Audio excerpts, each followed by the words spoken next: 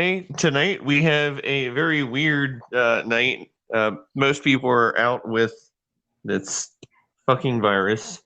So hopefully we're just gonna, get everybody still interested because we have an interesting time tonight. And, just wanted to say, hope Dave feels better, and Yeah. then Justin, wherever he's at. Sorry, that's Justin. Patrick, wherever he's at. Not sure where he went to. And then Chad is off stabbing somebody with an ink needle, aka tattoos. Which I shall be. I like how you verified that or clarified.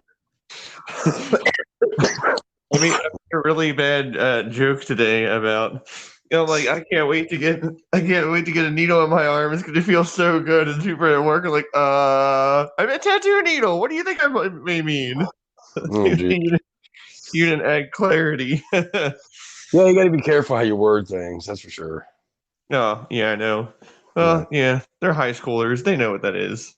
Oh, yeah. or you think. They know too much about stuff. I was going to say, they know about it all. They knew about stuff before we did. Okay, so it's just me, Andrew, and, Chuck tonight. So let's get started with one of the movies where I watched it, and I'm just like, what the fuck is this? This movie is amazing. Franken-hooker. Oh, well. Yeah. Had you never seen it before? No. That was my first time. So you've seen it. Okay, great. Years ago. I haven't watched it recently, but yeah. Same. Like, what the fuck? Like, super crack. There was a thing in the movie where it was just like they were taking crack and it exploded people, and it's just like it had a name, but we just called it super crack. And we were sober watching this. Oh, that's horrible. I can only imagine that movie high had to be so interesting. How do you watch a movie called Franken-hooker and not be like, and maybe sober? I just don't get that. Well, it's because my friends don't really do that stuff. They had friends over there probably were high, so that had to been interesting. So yeah, Franken-hooker, for anyone that not aware, it's not a trauma. Although it seems like a trauma movie.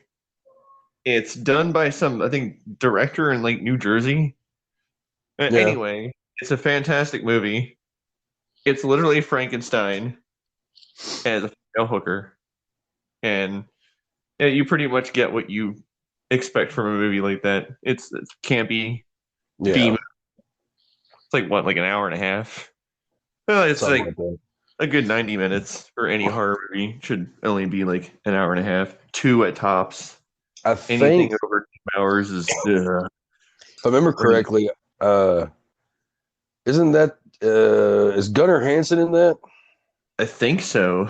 Yeah, Gunnar Hansen being the original Leatherface. Well, we can look it up on the Google. Well, yeah, give it a good look up real quick, because I'm pretty sure that was one of the movies he made after the fact. Possibly. Again, both of us have not seen this movie in so long. We're so great at our research. Patty Mullen, J.J. Clark, James Lawrence. Oh yeah, wow. Directed by Frank Heinlotter. Oh, a very German name. Yeah. Oh, it came out in 1990. And according to IMDb, it's 6.2. I'd rate it a 7. I thought it was a little bit better than a 6. So Gunnar Hansen's not in it? No. I thought he was. What am I thinking about? A different one? Possibly. I might be thinking about another hooker horror. another hooker horror flick. That's Chainsaw Hookers or something like that, maybe. Chainsaw Hookers. Okay. I'm not kidding. I think it's something like that. Yeah. But yeah. So what was? Because you said, what the fuck moments, like, or what the fuck when it comes down to watching certain movies. So what was the big what the fuck for you in with Franken-hooker? Basically the story. Like, it took Frankenstein and made him made Frankenstein a hooker and then added like exploding drugs. And it was just the craziest thing that I've ever seen, because I've seen a lot of adaptations of Frankenstein, because Frankenstein's awesome. Just the concept of it is really cool. It's not horror, but Young Frankenstein is probably one of my favorite adaptations. Oh, I love that movie. You can't go wrong with that movie. It's a good one. Yeah, I watched it many times. So great. Yeah. But just overall, I was really impressed of how well done it was. I'm just like, is this a B movie? Because it really feels like it's a better movie than that. Some of them will shock you that way. I mean, I've watched a few movies that I was kind of like, this isn't going to be good, and they end up being pretty good. Mainly, usually just cheesy, campy shit. Mm-hmm. Well, Franken-hooker was cheesy, but it was also. I mean, it's called Franken-hooker, so I mean, like, you can't really expect fucking Scorsese, Indeed. Okay, so what was your what the fuck moment? In Franken-hooker? Yes. Couldn't tell you. It's been that long since I've seen that movie.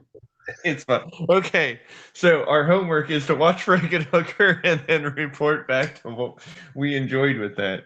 All right. Right. Okay. So what's your movie? Because we're definitely gonna be coming up with some interesting ones, because I got some good ones too. What the fuck movies? Like, yeah. Like, what the fuck am I watching? Yeah. Oh God. There's a lot. There is a lot. Well, one that won't leave your brain. Again, Franken-hooker is one of those things where it's just like, it will always stay with me. Right. The exploding. It's like, I know there's tons of movies that I own and that I've seen that are very what the fuck is going on. It's like, have you ever watched a Cronenberg movie? That's like stuff like that. Yeah, no shit. Yeah. Have you ever, like, okay, actually, it's a good one. The movie Society. I've never seen it, but I've heard of it. Okay. Look this up. I could be wrong. I'm pretty sure it's Cronenberg, though. I feel really, really stupid for having to be questioning on myself on that one, but I'm pretty sure it's Cronenberg. For those who don't know, body horror, because Cronenberg's big into body horror. Yeah, no, it's completely body horror. Yeah. Okay. Cronenberg is for those that aren't familiar with David Cronenberg stuff. He usually deals with body horror, which is like things mutating into other bodies and just grossness completely. And there's usually like some type of sexual overtone. He's kind of a strange guy. Like, he's like a few steps below David Lynch. He's definitely a strange guy. Yeah, and I actually have David Cronenberg tattooed on me. So nice. As Dr. Deckard from Nightbreed. He was 1989. Okay, we'll get the director. No, it's called the director's name is Brian Yunza. Oh, okay, that's right. All right, yeah, okay. I couldn't remember. I knew that it was something like Cronenberg, like it was inspired by him, whatever. But Society is a movie that definitely deserves a what the fuck when you watch it. Just about any kind of body horror you watch, you're gonna have that kind of feeling, especially if you're not used to it. Because they're not for everybody. But Society is, and I can't remember the actor's name, but this kid who actually, he was on Baywatch. Billy Warlock? Maybe I think that might be his name. Yeah, I'm reading the plot synopsis. It sounds interesting. Ordinary teenage boy discovers his family is a part of a gruesome orgy cult for the social elite. Yeah. Every time, I tell you. Like, I mean, there's things in this movie that it blows my fucking mind. There's a famous scene with there's a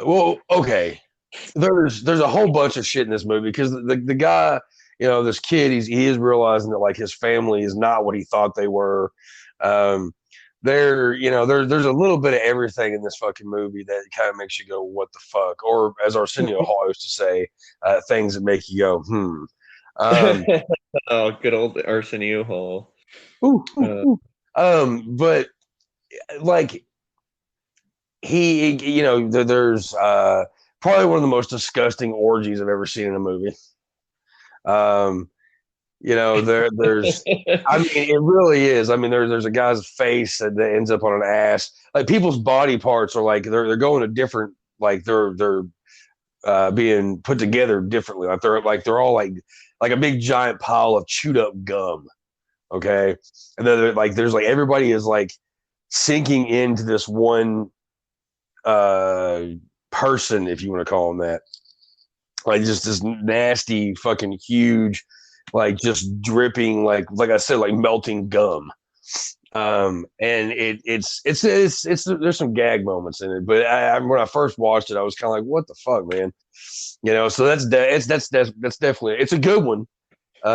It's funny, and there's parts in it you're like, really they're gonna put that in here? Okay. I'll definitely have to check that out. It sounds really cool. It's just funny that it's a horror movie about the elite. So it's probably got some political overtones into it, obviously. Oh yeah, of course. I mean, like, pretty much Richies are the devil, like Richies are aliens. Okay, so it's sure they're mater. Which I mean, like rich snobs anyway. Rich snobs anyway. Like, I there's always something weird going on with those motherfuckers. Yep. They have their little rituals and shit like that we aren't supposed to fucking like know anything about, and that goes. Speaking of that, briefly, we don't talk about politics, but if everybody wants to go down a rabbit hole, just type in Bohemian Grove. You're welcome. Right. Hey, you know what? On these special episodes, and in California, right? Oh yeah. But on these special episodes where it's just like two of us, whatever. We talk about whatever, just nothing too crazy. Yeah, exactly. But yeah, Bohemian Grove, that's, if you need help, just put it in Google, and Google's just like, oh, you mean the crazy ass cult in California? Yep. So anyway, on the subject of crazy cults, another movie that really, it's a newer movie, and you might know it just by me talking about it. It's a newer movie that really freaked me out because I actually was a part of growing up in a crazy religious cult. The movie's called Midsommar. Yep. I knew you were going to say that. Wait a second. Stop. Andrew. I want you to go back to your intro on this. You can't just say that you grew up in a religious cult and then just move on to a movie. What? Yeah. My dad's a prepper. Okay. And he used all these fear tactics about talking about the Illuminati and New World Order and blah, blah, blah, blah. And yeah, me and my life hell. Like I said. Okay. I was just curious. I'm just curious. Yeah, I know. Get to know your clerks. That's our new segment. There you go. Moving on. Okay, Midsommar. Huh? Moving on to Midsommar.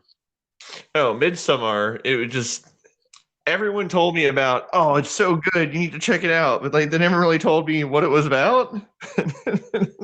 I saw memes and everything, and I'm just like, I didn't have any clue what was going on. So I was not spoiled for the movie at all. So I basically went in fresh. Yeah. Sometimes not the best.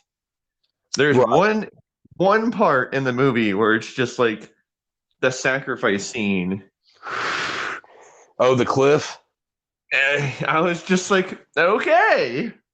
Oh, I saw it happening. That part didn't really freak me out because, like, I'm like, okay, I knew this was gonna happen. Just like the reaction with everybody was genius. The one part that really got me was like, it was the one scene with the one guy who was trying to get to the book, and then he got discovered by one of the townspeople. Yeah. The entire movie is a mind fuck because they're taking hallucinogens Yeah. that they're quote unquote told that, oh, this is a part of our culture. Yeah. I'm like, okay, cool. Everyone's seen the meme with like the girl smiling at the end, but that's the thing. You actually see what she's smiling about, and I'm just like, oh, okay then. Like that's a movie that actually shocks people when I tell them I like it. Like it's not one that I could watch all the time. Oh dear God, I could not repeat watch that. I barely got through the first time. Like I like the movie, but there's another movie that I'm going to mention that people are probably going to disagree with me. Same director, Ari Aster. Okay, we'll get to that in just a second. I already have an idea what you're going to say. But talking about this film at the moment, it's a really interesting way they made this movie. There's hidden things throughout the movie that like you don't like you usually don't pick them out right away, but like you see like faces in the trees and shit, and there's like some flashbacks that happen that there's a lot that gives away the whole movie within the first 10 minutes. Oh my God, yeah. Like the whole story. I mean, like if you watch this movie, the beginning of it when they're at the place, and there's this quilt that's been made, and the quilt, which you don't even think about it until after the movie's over with. But the quilt tells you the entire movie. It really does. I realized that when I'm just like, well, shit, that was the entire movie. Yeah. I will say the one part. Yeah, I enjoyed it. It just wasn't something that I'll revisit unless I'm watching it with somebody else, and just like, oh, time to torture you with this. But it also. Oh, sorry, go on. Sorry, I basically wanted to say, I know we're almost like got through most of what we were talking about. I just wanted to point out the first part of the movie I wasn't expecting, and that kind of turned me off to it.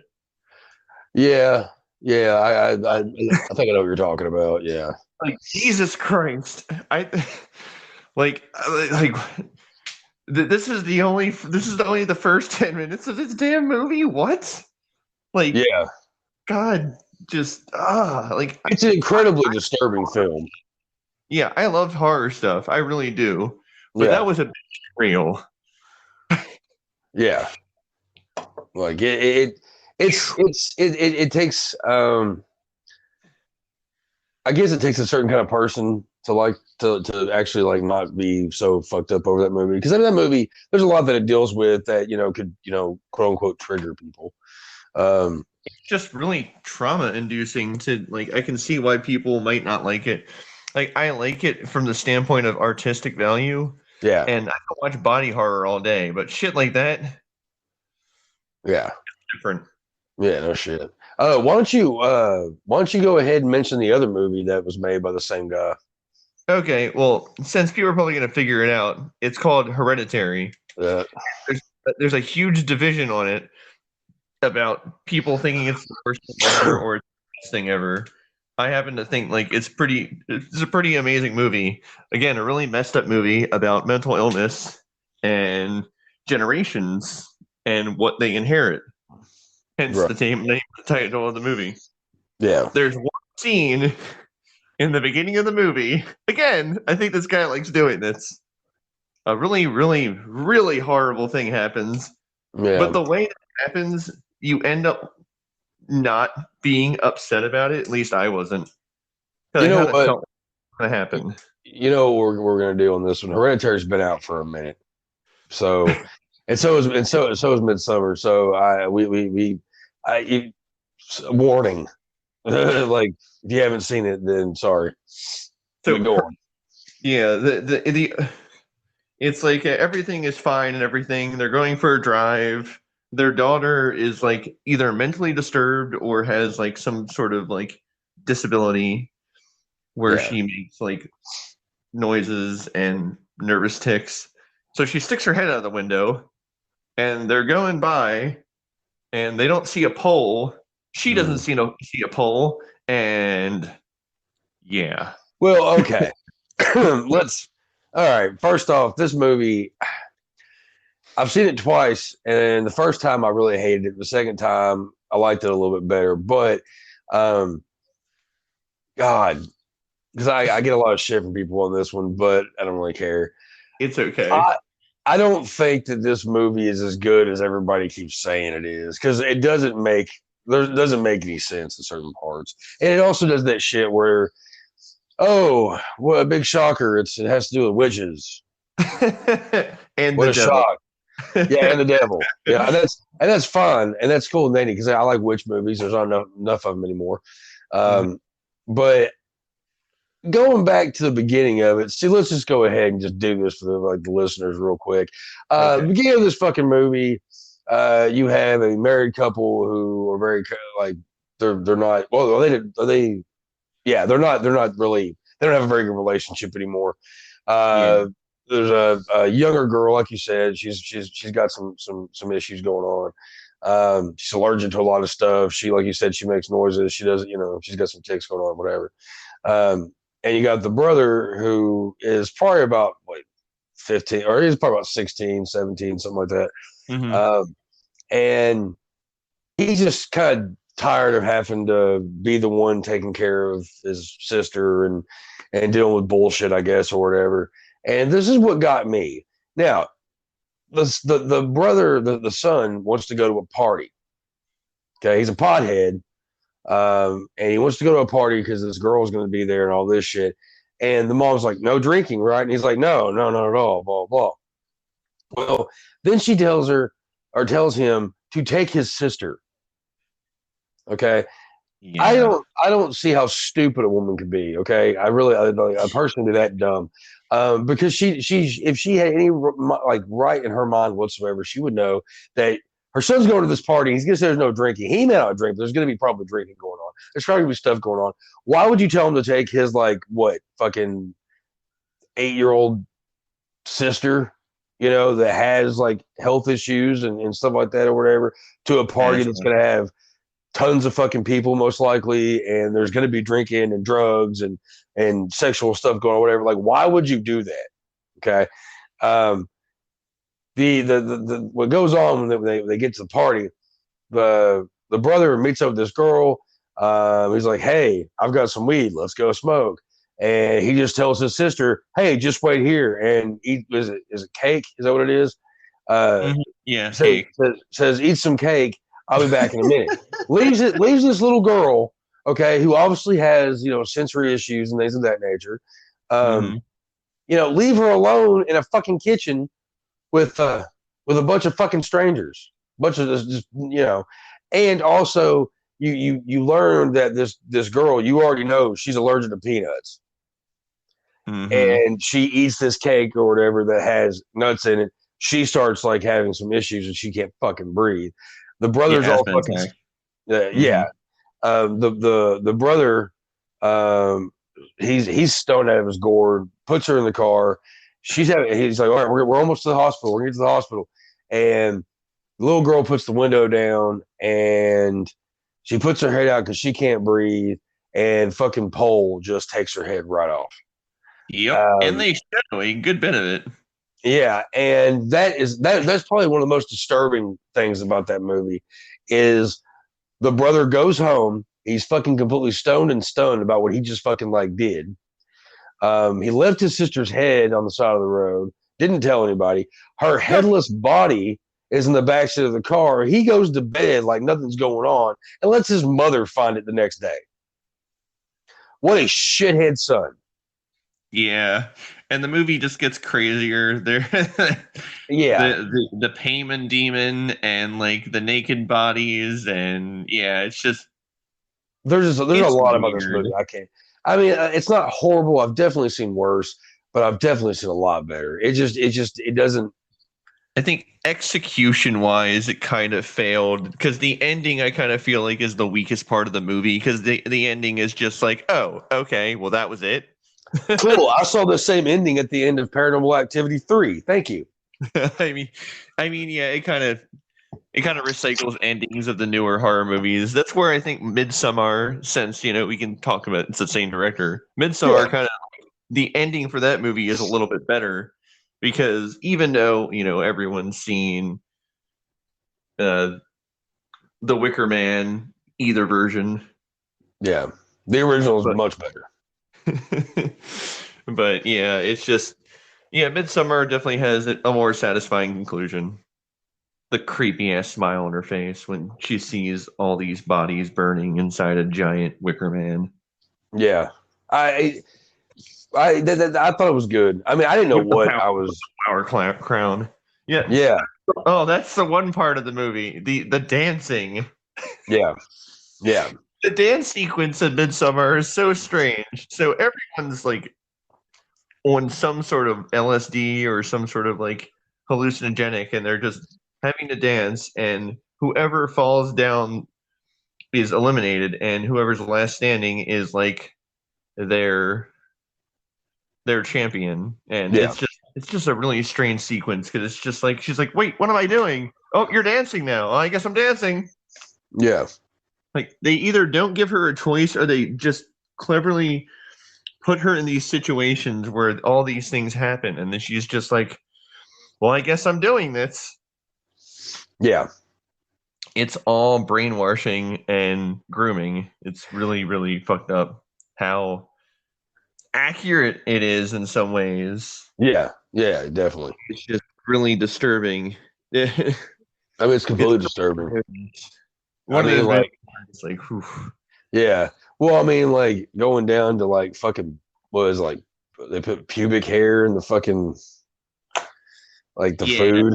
Just it just gets really, really creepy really fast, and it's just like it doesn't let up. And the movie's like over 2 hours, so you're just like, yeah, it's a long one, but it's not boring though. I don't think it's a boring one. No, Hereditary gets into that part where you're just like, oh, okay, this part again. Yeah. I feel like the third act, they just kind of throw everything at you. You're just like, oh, the burning body and the husband and the wife freaking out, and then switch to the backyard with the demons and Payman, which they mentioned as a pagan demon of greed. And it's just like, that's the end. I'm like, that's it? Okay, so your turn. Ranted enough about Hereditary and I mean, like that's fine. I mean, it just there's just Hereditary was just it fell flat for me. It and I would say that the last 10-15 minutes of that movie, I was just like, God, make it stop. And then I saw the last 10-15 minutes of the movie, and I was like, God, make it stop. Please tell me this is the actual end this time. Like, Jesus. No. Yeah. I mean, there's so many good actors. Mm-hmm. So many good actors. The actors and actresses in that movie. But I just, it's like the woman in it, I can't remember her fucking name, but I mean, she was also the mom in Sixth Sense. And she kind of plays a very similar character with everything she does, but specifically in this one. Oh yeah, she's amazing. Yeah, she's really amazing in this movie, and I can't remember her name either. We're so great at this, guys. No, we're awesome at it. Well, we're getting the main points across, Exactly. I would definitely say Midsommar. I definitely liked it better than Hereditary. Yeah. Disclaimer: if anybody is triggered by trauma-induced stuff with religious and cult-like imagery, don't watch it before bed. That's what I did. Probably not the best idea, but I'm just like, I watched people being beheaded. This is nothing. What, in real life or just? No, in movies. I mean, it's Starbucks. We are a cult. We just found out that Andrew grew up in a similar situation here. I just didn't know. You've seen beheadings. Like, wait, what? This movie really hit close to home, didn't it?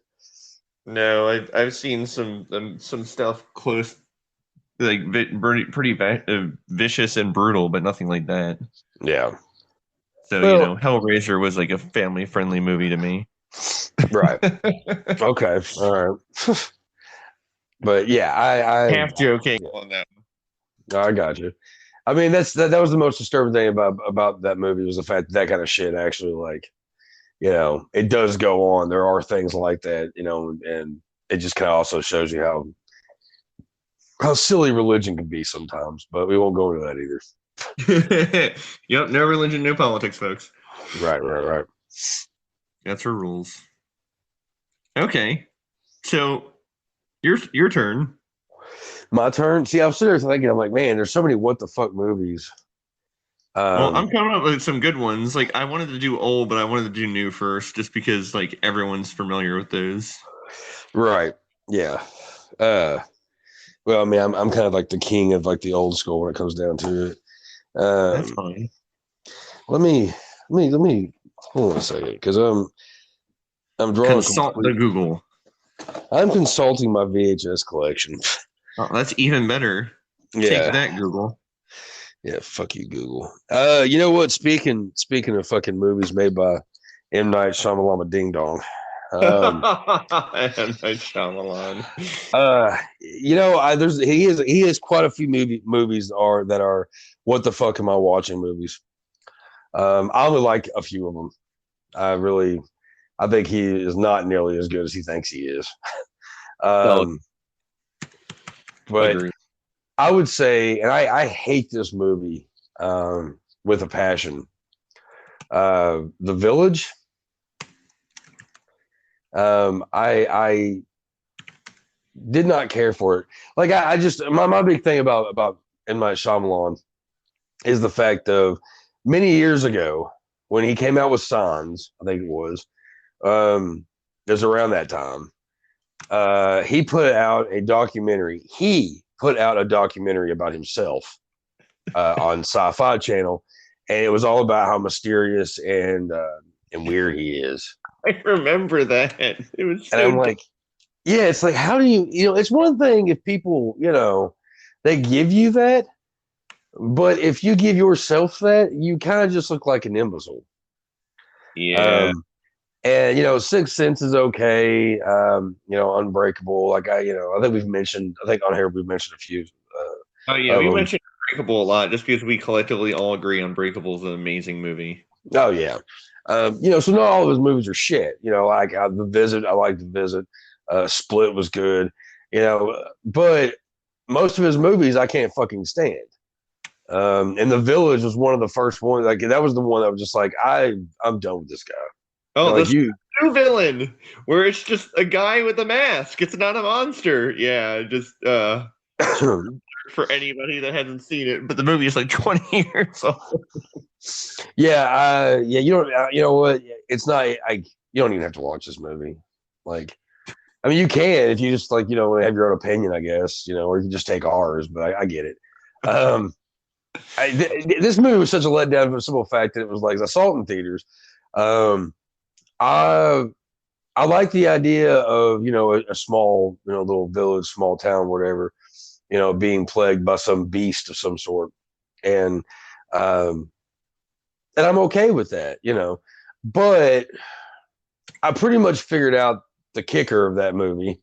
Always do. M. Night Shyamalan is not one to be super clever.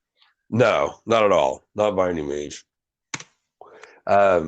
I already kind of figured out that there was somebody in a mask running around. I kind of also figured out pretty early on what the twist was. Again, this movie's been out for fucking 20 years.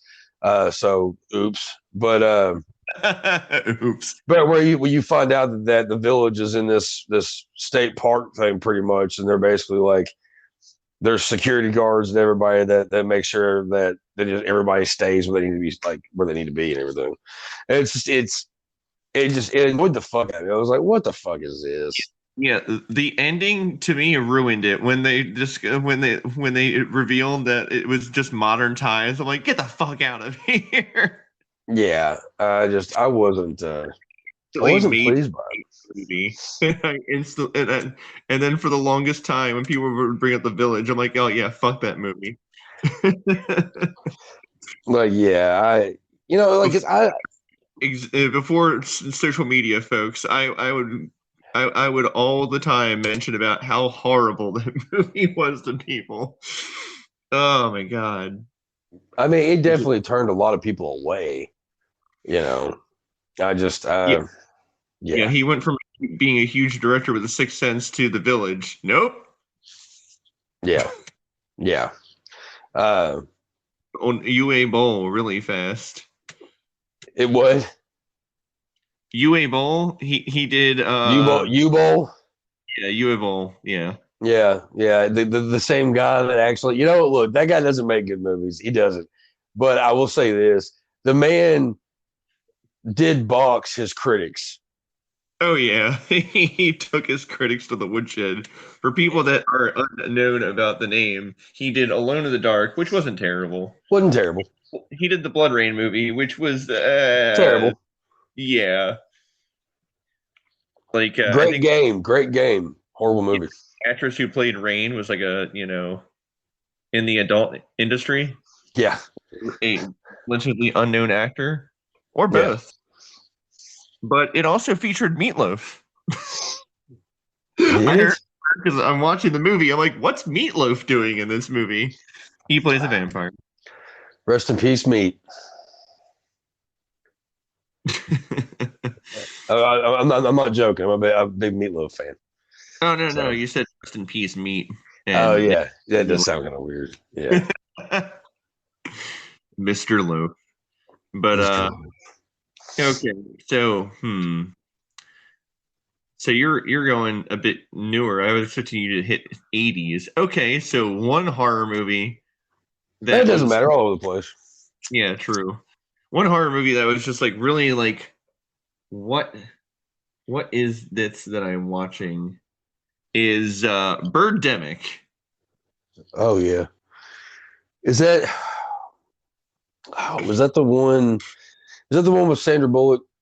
No, that was The Box or whatever. No, I still haven't seen that. The Quiet Place. No, it wasn't that one. It was a different one. Oh, Bird Box. Bird Box. Yeah, yeah. No. Birdemic is a really bad early 2000s or maybe late 2000s movie. They basically essentially wanted to be the Birds, but with CGI birds.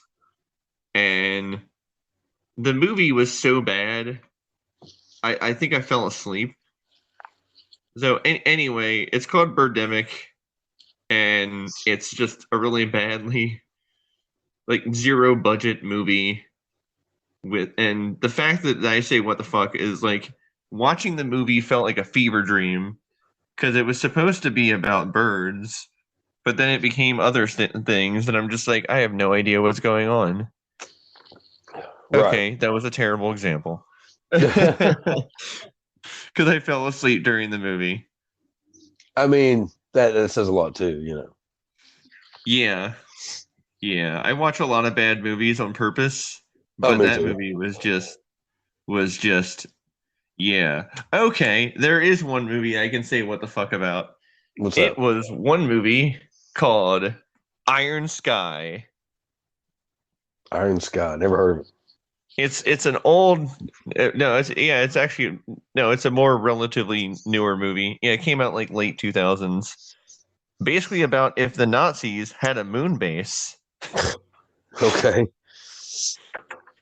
The what the fuck moment in that movie was when they did a reverse blackface and made a black man into a white Nazi.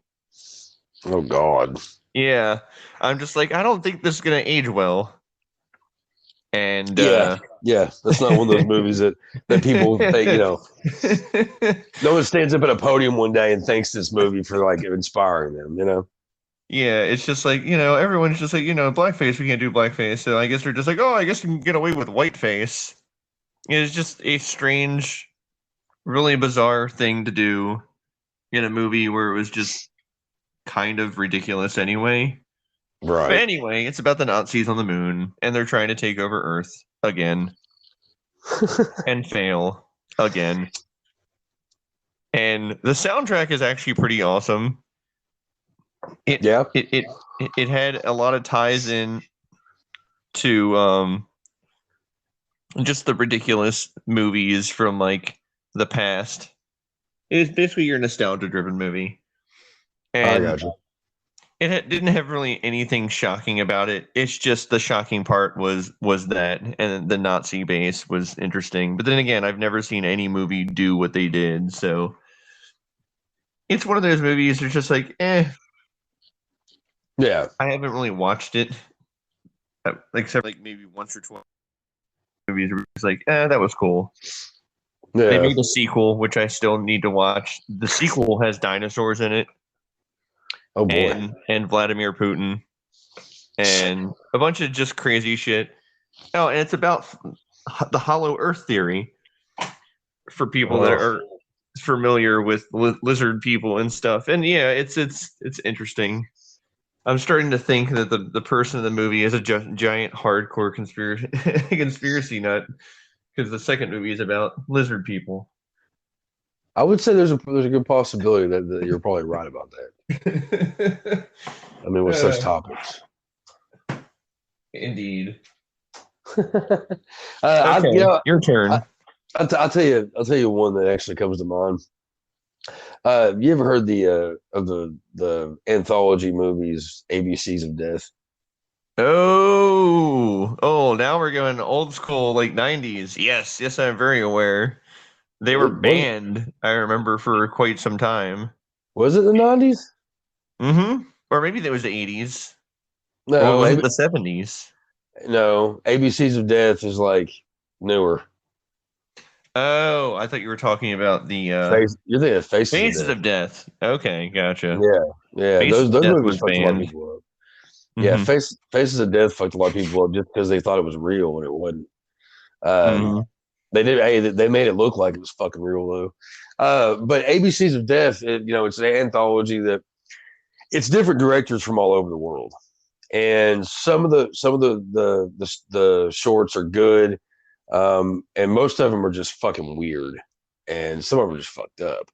And honestly, when you get to the moments where it's Japanese director or especially Korean, that's when things get really fucked up on it. Because I like anthology films.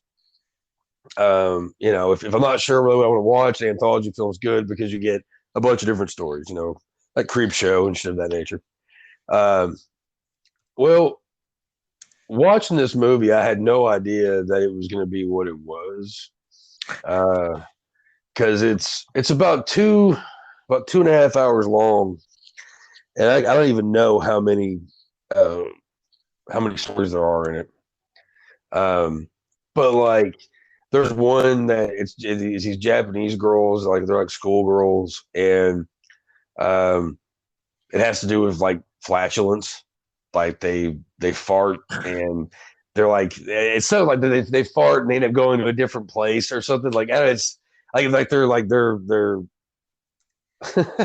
they're farting clouds make them like end up in like a heaven type place or something. I don't know.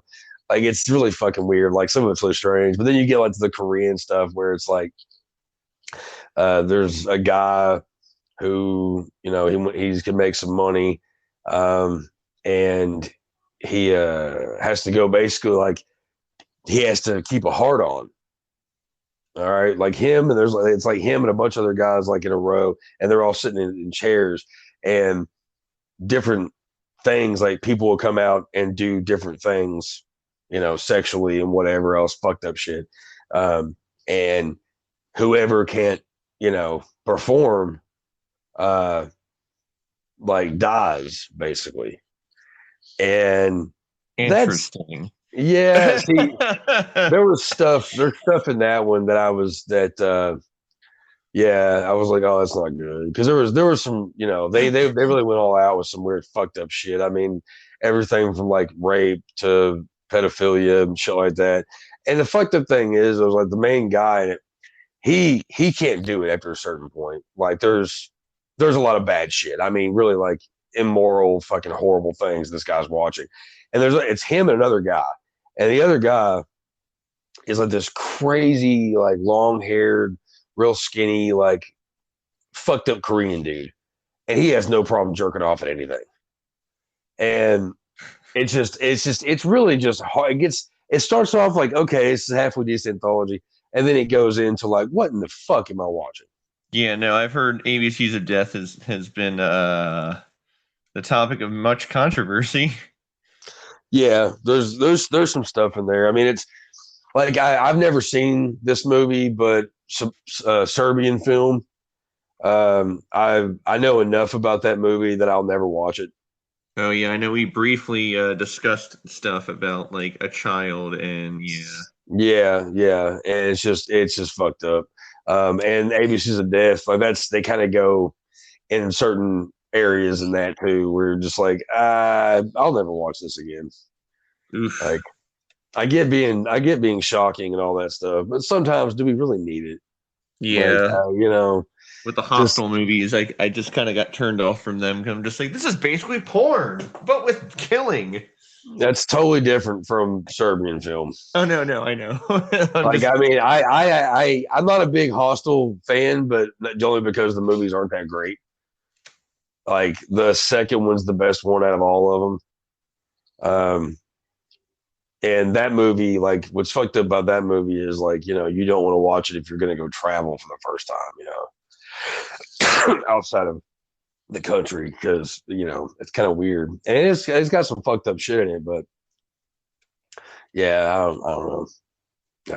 Hostel, but ABCs of Death, there's two of those movies. I can't even remember if I watched the second one or not, but those definitely have some what the fuck am I watching moments, and it's not always a good thing.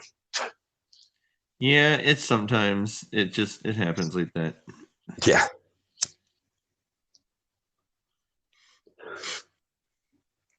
So what else is popping into your brain that movies that made you kind of go, what the fuck? It's a lot of recent movies, just because there's been a lot of good recent horror movies. There's a movie, it's a body horror movie, and the same director that was one of my favorite movies in the last like 10, 20 years. I swear by this movie because it's so fucking good. Ex Machina. And the director, Alex Garland, did a phenomenal job because that movie creeped me the hell out. Not only did you have an android, but the actress who played the android was so convincing. You were just like, is this really not a robot, or is this a person? Like, it was just fucking crazy. And like, just the ending. But I was just briefly describing that because he had another movie he worked on called Annihilation, which was based off of a book. And I'm like, well, that's kind of interesting because like I've never heard of this book, and they really didn't advertise this. And for anybody who doesn't know, A24 is an amazing studio. Yeah. Even if you don't like the movie, you'll like something about it, and they're always fucked up to some degree. Sometimes they don't even make any sense, but at the end of it, you're like, wow, that was a great movie. I don't even know what the fuck I just watched, though. But yeah, Ex Machina is a little bit more story-based and a little bit easier to follow. Annihilation involves these groups of people, scientists, that discover this unknown source of origin, alien, maybe, you don't really know, they don't really tell you. They got some themes of like save the planet and everything, and it's kind of like an eco horror movie, which is kind of interesting. You don't see many of those, if at all. Like the director definitely goes out of his way to create something unique, so I really like him for that. Yeah, but yeah, there's some body horror in there involving animals, and it's really disturbing, especially when they have the multiple heads on the bear, and then like the inside out deer. Nothing crazy like that. It's just the visuals in that movie just makes you go like, what the hell am I watching? Like everything's trippy and colorful, but it's horrifying too. That's the amazing part. Like he manages to create a movie that's just so unique, and it's just like you're watching this movie. I'm like, I guess this is a horror movie. Yeah. But if you've never watched Annihilation and you know nothing about the premise, it's amazing. It's one of those movies that you need to watch because you're just like, okay, what the fuck did I just watch? Because it even ends kind of like open-ended. It's like, did that really happen? Right. But it's based off of a book series of the same name, not Annihilation, but something along the lines of. Oh, now I need to look that up.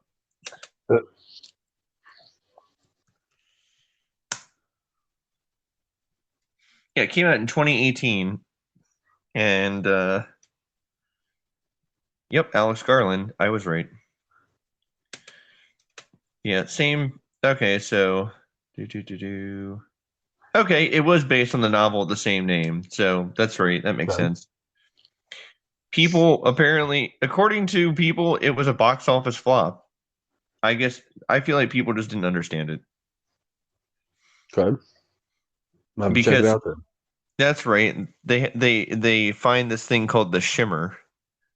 And so they check it out, and DNA gets mutated and mixed together and everything, and good old fashioned body horror.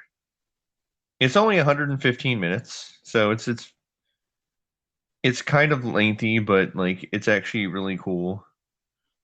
Is it a pretty quick watch? Like, do you feel like like it's almost 2 hours, which I said like with horror movies, and sometimes that hurts it, but no, like I felt like I wish it was a little bit longer, but it 2 hours. It's paced pretty well. And Natalie Portman's in it, and she's amazing in that. Okay. And then you also have Oscar Isaac, who was also in Ex Machina. I feel like the director really likes Oscar Isaac. And I'm curious if he's going to put him in the next movie. Oh, yeah, and Jennifer Jason Leigh. And Gina Rodriguez. Oh, wow. Oh, and Tessa Thompson. Yeah, really good cast of characters. Mostly all female, which is really cool. Again, you don't really get too many good female horror led movies. Yeah. I don't know how I've never heard of those. Well, I think it's because Annihilation just wasn't marketed well. Which happens. Yeah, and I managed to watch it because I'm just like, I really like the director. And it's just, it was a shame too, because I feel like it's one of those movies over time where it gets more appreciation over time. Yeah, which I mean that tends to happen, especially these days. Yep. Okay. What other movies? I'm trying to think of old ones. I'm just my brain's just hitting new ones because there's been so many good horror movies coming out in the last 10, 20 years. Well, I mean, when it comes down to movies that you watch, and you find yourself going, what the fuck am I watching? I kind of can't leave this one out, I guess. Cannibal Holocaust. See, I've never seen it, but I'm making plans to watch it at some point because of the Green Inferno. Right. Yeah, I like the Green Inferno. I get a lot of shit about it, but I like it. It's a homage to that movie completely. Eli Roth's version of it. I liked everything except for the ending. I felt like the ending was the weakest part. Everything about the movie, like the concept was cool.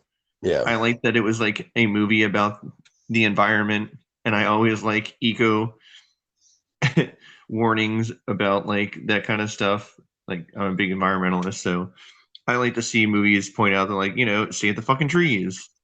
Right. Yeah. That movie pulled no punches. Well, Cannibal Holocaust, like one, that's a movie that has had so much controversy since it came out. It came out in the 70s. Oh, wow. It came out 70s or 80s. Pretty sure it was the 70s. But it's considered to be one of the first like found footage films. The way it's shot's very documentary like, and it's very realistic, which made the director go to court because authorities didn't believe that that there's a woman in the movie, young woman who, spoiler alert, just go ahead, and plus I'll just prepare you, Andrew. But this guy, he rapes this chick with a fucking rock. And the very famous picture, it's on the cover. It's, you see it, whatever. It's a girl that's been impaled from her crotch up out of her mouth. Yep, I have seen that picture. Yeah. For the longest time, people thought that they actually filmed the woman dying. That's right. The director actually went to court over the movie. Yeah, and they had to bring the actress in too. Yeah, and say no, this was a movie. So yeah, the realism was very well done to the point where he got arrested. Well, they do kill at the time. There wasn't animal rights groups and stuff really. Yeah, there wasn't like that where would be an issue. But there are animals that are killed in the movie. Oh, that's kind of sad. Yeah, I mean, the director has said before that it wasn't real. But that time period, there's a lot of other people that worked on that movie too and said, yeah, it was. And when you watch the movie, you'll know what I'm talking about. There's these little furry little animals. I can't remember what they are. It's been so long since that movie. But it shows them cutting them open with a knife, and they're squealing around and trying to get away. It's pretty fucked up. Like little guinea pigs or some shit. Oh, well, I just got a message from Chad. He may be able to come into the store. We'll see. Okay. But yeah, it's sweet. Oh, is he going to come in? So that's a maybe, folks. That Chad might be joining us. Nice. But Cannibal Holocaust, it's not one of my favorites. It is hard to watch. It's an interesting watch. I don't watch it all the time. I watch it maybe every 8 years. Or if somebody hasn't seen it, it's like, okay, I'm in the mood. But I mean, okay, I'm in the mood. Yeah, I'm in the mood to ruin somebody else's day by watching that fucking movie. I mean, it is a classic for what it is. And if you're like me and you like extreme music, the band Necrophagia, okay, from back in the day, which was also the guitar player was Phil Anselmo from Pantera and Down, Superjoy, and all that stuff. He went by the name Anton Crowley in it, but they put out the Cannibal Holocaust EP, and you can see it on YouTube. There's like kind of like a making of it where they're jamming it and talking about it and shit. It's pretty interesting. So if anybody's a fan of Cannibal Holocaust or underground fucking sludgy death metal from fucking Louisiana, then check that out. Well, I still think more people need to know about Glam Terra. About what? If people didn't know, Pantera had a glam metal phase in the 80s. Oh, yeah. Yeah, they did. But they grew. Sorry, I've been watching lots of Peacemaker, and so I'm freaking checking out the music from that. And Girlish and the Chronicles, if anyone's heard them, they're pretty awesome. They're an India-based band from the country. Wow. Yeah, and you wouldn't think when you hear them, you're just like, oh, they just sound like every hair metal band. You actually see pictures of them, like, oh, okay, yeah, they're from. They're not from the U.S. or Germany, but yeah, They're very, very talented, and I just fucking love Peacemaker. That show is just amazing. But anyway, and you called Pantera Glam Terra. Is that what you? No. They had an '80s thing, yeah. No, I know all about that. I'm a huge Pantera fan. But yeah, they Yeah, the fans have dubbed that era Glam Terra, which is amazing. Oh, okay. Project in the Okay. Jungle. That's all I got to say. Amazing album. Was it The Metal cover Magic? art is just so dumb. The cover Yeah. art for all those albums are dumb. I feel like the band just didn't want to forget about it. I think Dimebag actually mentioned it a few times, and just like Phil's just like, oh, we don't talk about this because I wasn't in the band. Yeah, they He also was had a on. different lead singer too. Yeah, Terry Glaze. Phil was in the band the last Glam album. He was the last one that came out. Maybe that's why he wants to forget about it.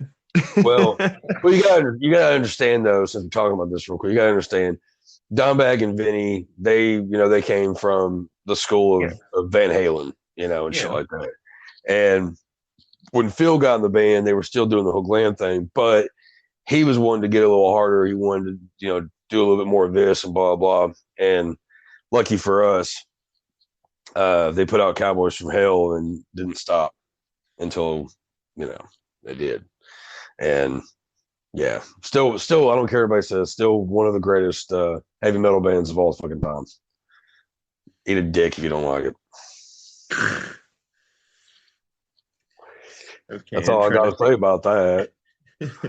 trying to think another movie. Okay, I'm gonna go with old this time. Videodrome. Oh wow, James Woods. Yeah. So the joke in Family Guy, if people were familiar with it, where he's like, "I get naked," and I'm just like, and it was Videodrome, and I'm like, okay, I'm gonna check out this movie just based on the fact that he said that.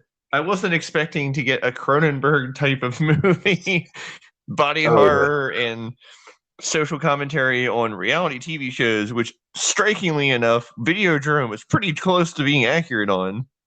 Yeah. But yeah, James Woods is this voyeur, and he goes into this gets into this reality show, and he's like shown through all these, like watching all these horrible things.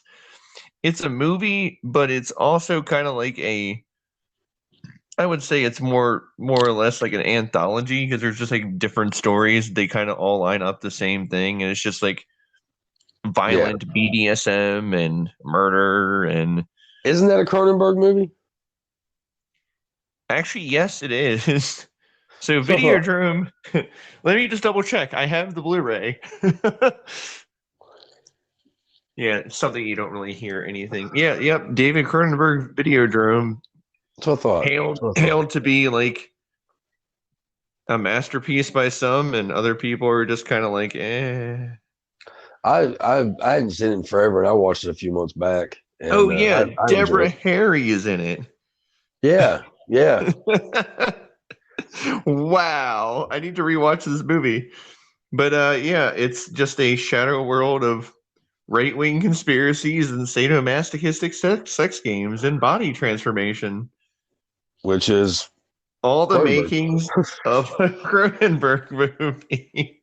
Yeah, definitely. But I mean, it's kind of the epitome. It's just like watching this movie once, I'm just like, what am I watching? Okay, I've seen David Lynch movies, which are always weird in their own right. But like, there's a point to most of them. Yeah, sort of. No, there really is a point to some of them. Some of them, it just like you don't figure it out until the end, like Mulholland Drive, and I'm like, and that now. Yeah. Well, talking about what the fuck movies and David Lynch, one of my favorites of all time is Lost Highway. And, oh my god, really? I just watched that. I really loved it. The soundtrack is amazing. Oh yeah, that's one of my favorites, man. It really is. That soundtrack, everything. A lot of people in that movie too. Oh yeah, a lot. But it's every time I watch it, I've watched that movie like I can't even count on my fingers and toes how many times I've watched it. Every time I watch it, I found something else I didn't notice before. Yeah, I need to watch that again. That's the thing about David Lynch movies. The more you revisit them, you're just like, oh well, shit, I didn't know that was in there. Yeah, it's like, how the fuck did I miss this the first time? Because he's very good at sneaking things into his movies. Yeah, well, like Lost Highway, man, like that movie. I remember when me and my buddy John back in the day, we were in middle school, I think it was. It was when all of us kids were big into Marilyn Manson and everything. When he first came out with Beautiful People and all that, and we found out that there's this movie because we also just now started like really becoming like really getting into like real big horror movies and shit, Hellraiser and all that. And we found out that Marilyn Manson and Twiggy were in this movie called Lost Highway, and we had already listened to the soundtrack. Right. I forgot they were in there. Like they for a brief second. Yeah. We actually listened. We got the soundtrack before we even saw the movie, and on the soundtrack there's just different audio clips from the movie and stuff. And like, of course, you listen to the soundtrack first before you see the movie, like it doesn't make so much sense. But after seeing the movie and then listening to that soundtrack over and over again, like it's perfect. I mean, it really is perfect. Yeah, because it starts out with David Bowie from like his weird avant-garde jazz techno fusion era. It seems to be. Yeah.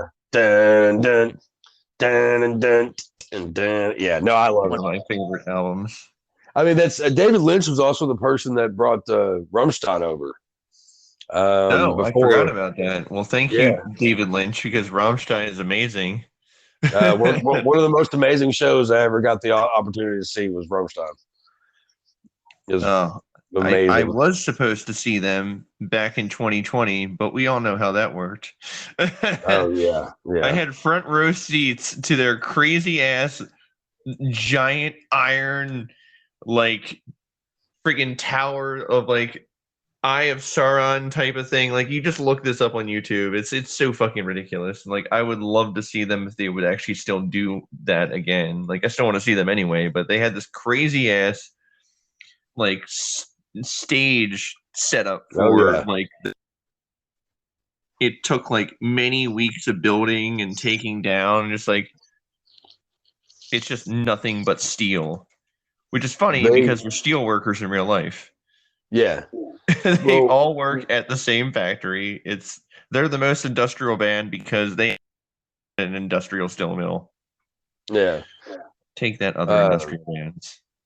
Well, when Till, when he first became the vocalist for Rammstein, he was like a basket like maker, and yeah, and he would like sing and stuff. That's like, just hard to imagine that giant fucker making baskets. Yeah, no. Like basket. When, like I said, because Rammstein was on there, 2 songs, Heirat Mish and Rammstein. No, Rammstein. Okay. This was before, right before they put out Shang Tsung.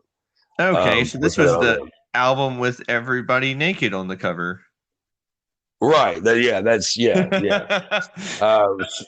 You Smell So Good, that one song, that's one of my favorites. Yeah. That album cover, you're just like not expecting to hear the intensity of the music that you listen to, and you're just like, oh well, shit. No, yeah, like when Du Hast came out, like it was weird because like me and John already knew who Rammstein was, and the video for Du Hast came out, and I was like, holy shit, is that the same fucking band? I was like, yeah. I was like, shit, all right. And then found out David Lynch is the reason why they even got noticed over here was because of Lost Highway.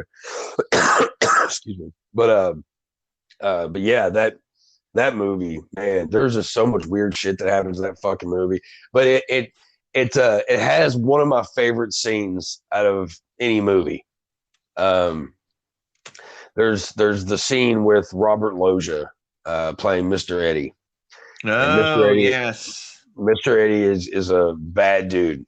And he always takes his car in to see this kid, and he gets him. He's like something's not sounding right. Let's take a ride. So him and 2 of his goons, they get in this car, and he lets the kid gets to the passenger side, and Robert Loggia he's driving, and they're driving. He's like, something just doesn't sound right, and Robert Loggia is just great anyway. I mean, he was a great actor, and he was just perfect in this. But completely forgot Rob Lowe was in that. No, Robert Loggia. Oh, okay. I was like thinking Rob Lowe. I'm like, I don't remember Rob Lowe being in that, but that would make it a completely different movie. No, Robert Loggia. Okay. But they're driving, and he's trying to he's trying to talk to him. He's like, something doesn't sound right, blah, blah, blah. And this guy starts honking behind him. And Robert Loggia, waves him around. The guy pulls up and flicks him off. And then Mr. Eddie, Robert Loggia, he looks over at the kid, and he says something like, "This is where, something whatever horsepower pays off." And the guys in the back put on their seatbelt, and all of a sudden, he starts taking off after this guy.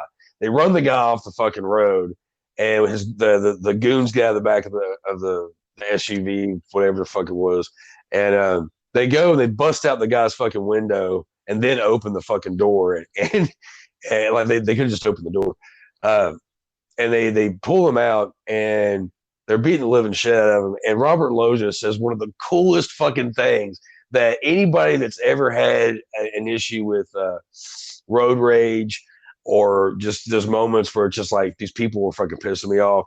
He gets this guy, and the guy's like, he's bleeding, he's been punched around and knocked around or whatever.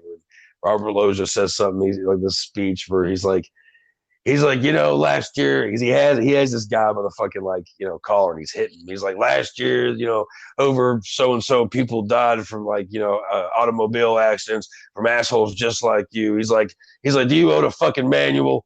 And he's like, yeah. He's like, I want you to go home and study that motherfucker. And then he just fucking that whole scene, and then he just fucking punches him down. The guy fucking passes out. They get back in the car, and it's just like nothing even happened. And it's just that's one of my favorite scenes because he just tears into this guy, and he just so many, just many people died last year because of assholes just like you. I want you to get that owner's manual, and I want you to study that motherfucker. Dude, it's just perfect. Yeah, that movie is just a mind fuck for sure. I forgot Bill Pullman was in this. Shit, Bill Pullman, Patricia Arquette. So yeah, some top talent. Rest in peace, Bill Pullman. Or wait, no, Bill Paxton. Okay, Bill Pullman's still alive, people. Sorry, I get confused with my actors sometimes. What a Bill Pease. Oh yeah, Henry Rollins is also in the movie too. Yep. Hey, that wife killer is looking kind of beat up. Which one? Yeah. Henry Rollins. Love Henry. Yeah, Henry Rollins doesn't really have many movies he's in, but they're just bit parts. But what he's in is just hysterical because it's just him. He's been in more movies than you'd think. But I mean, he's even been the voice of Mad Stan on Batman animated series. Okay, I can see that completely.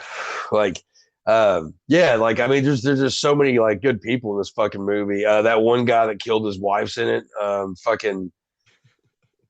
He plays the Wizard, is what he's called in the movie. Right, yeah. Oh, what the fuck is his name? Shit. You know who I'm talking about, though, right? Mm-hmm. It's been some time. I need to I'm going to revisit all these. I'm going to revisit that. I'm going to revisit Franken-hooker. Yeah. I'm going to finally watch Eraserhead. Rewatch Mulholland Drive. For anyone that hasn't seen these movies, they're required viewings. Yeah, and Lost Highway. I gotta say though, like I said, that movie, the full explanation of that movie will never It's almost impossible. Always kind of just goes with what. And so he's like, yeah, it's that. But I highly doubt David Lynch will ever fully explain any of his movies because that's the fun of them. Yeah, I had an ex-girlfriend. Who she explained it. We were watching it one night, and she explained this movie to me perfectly. And then the next day, I forgot what the fuck she said, and I don't know. But I was like, "Fuck! Wait a second." She just, we've got someone added in here. Yeah. So we have the psychodistic clown Chad joining us. Say hello.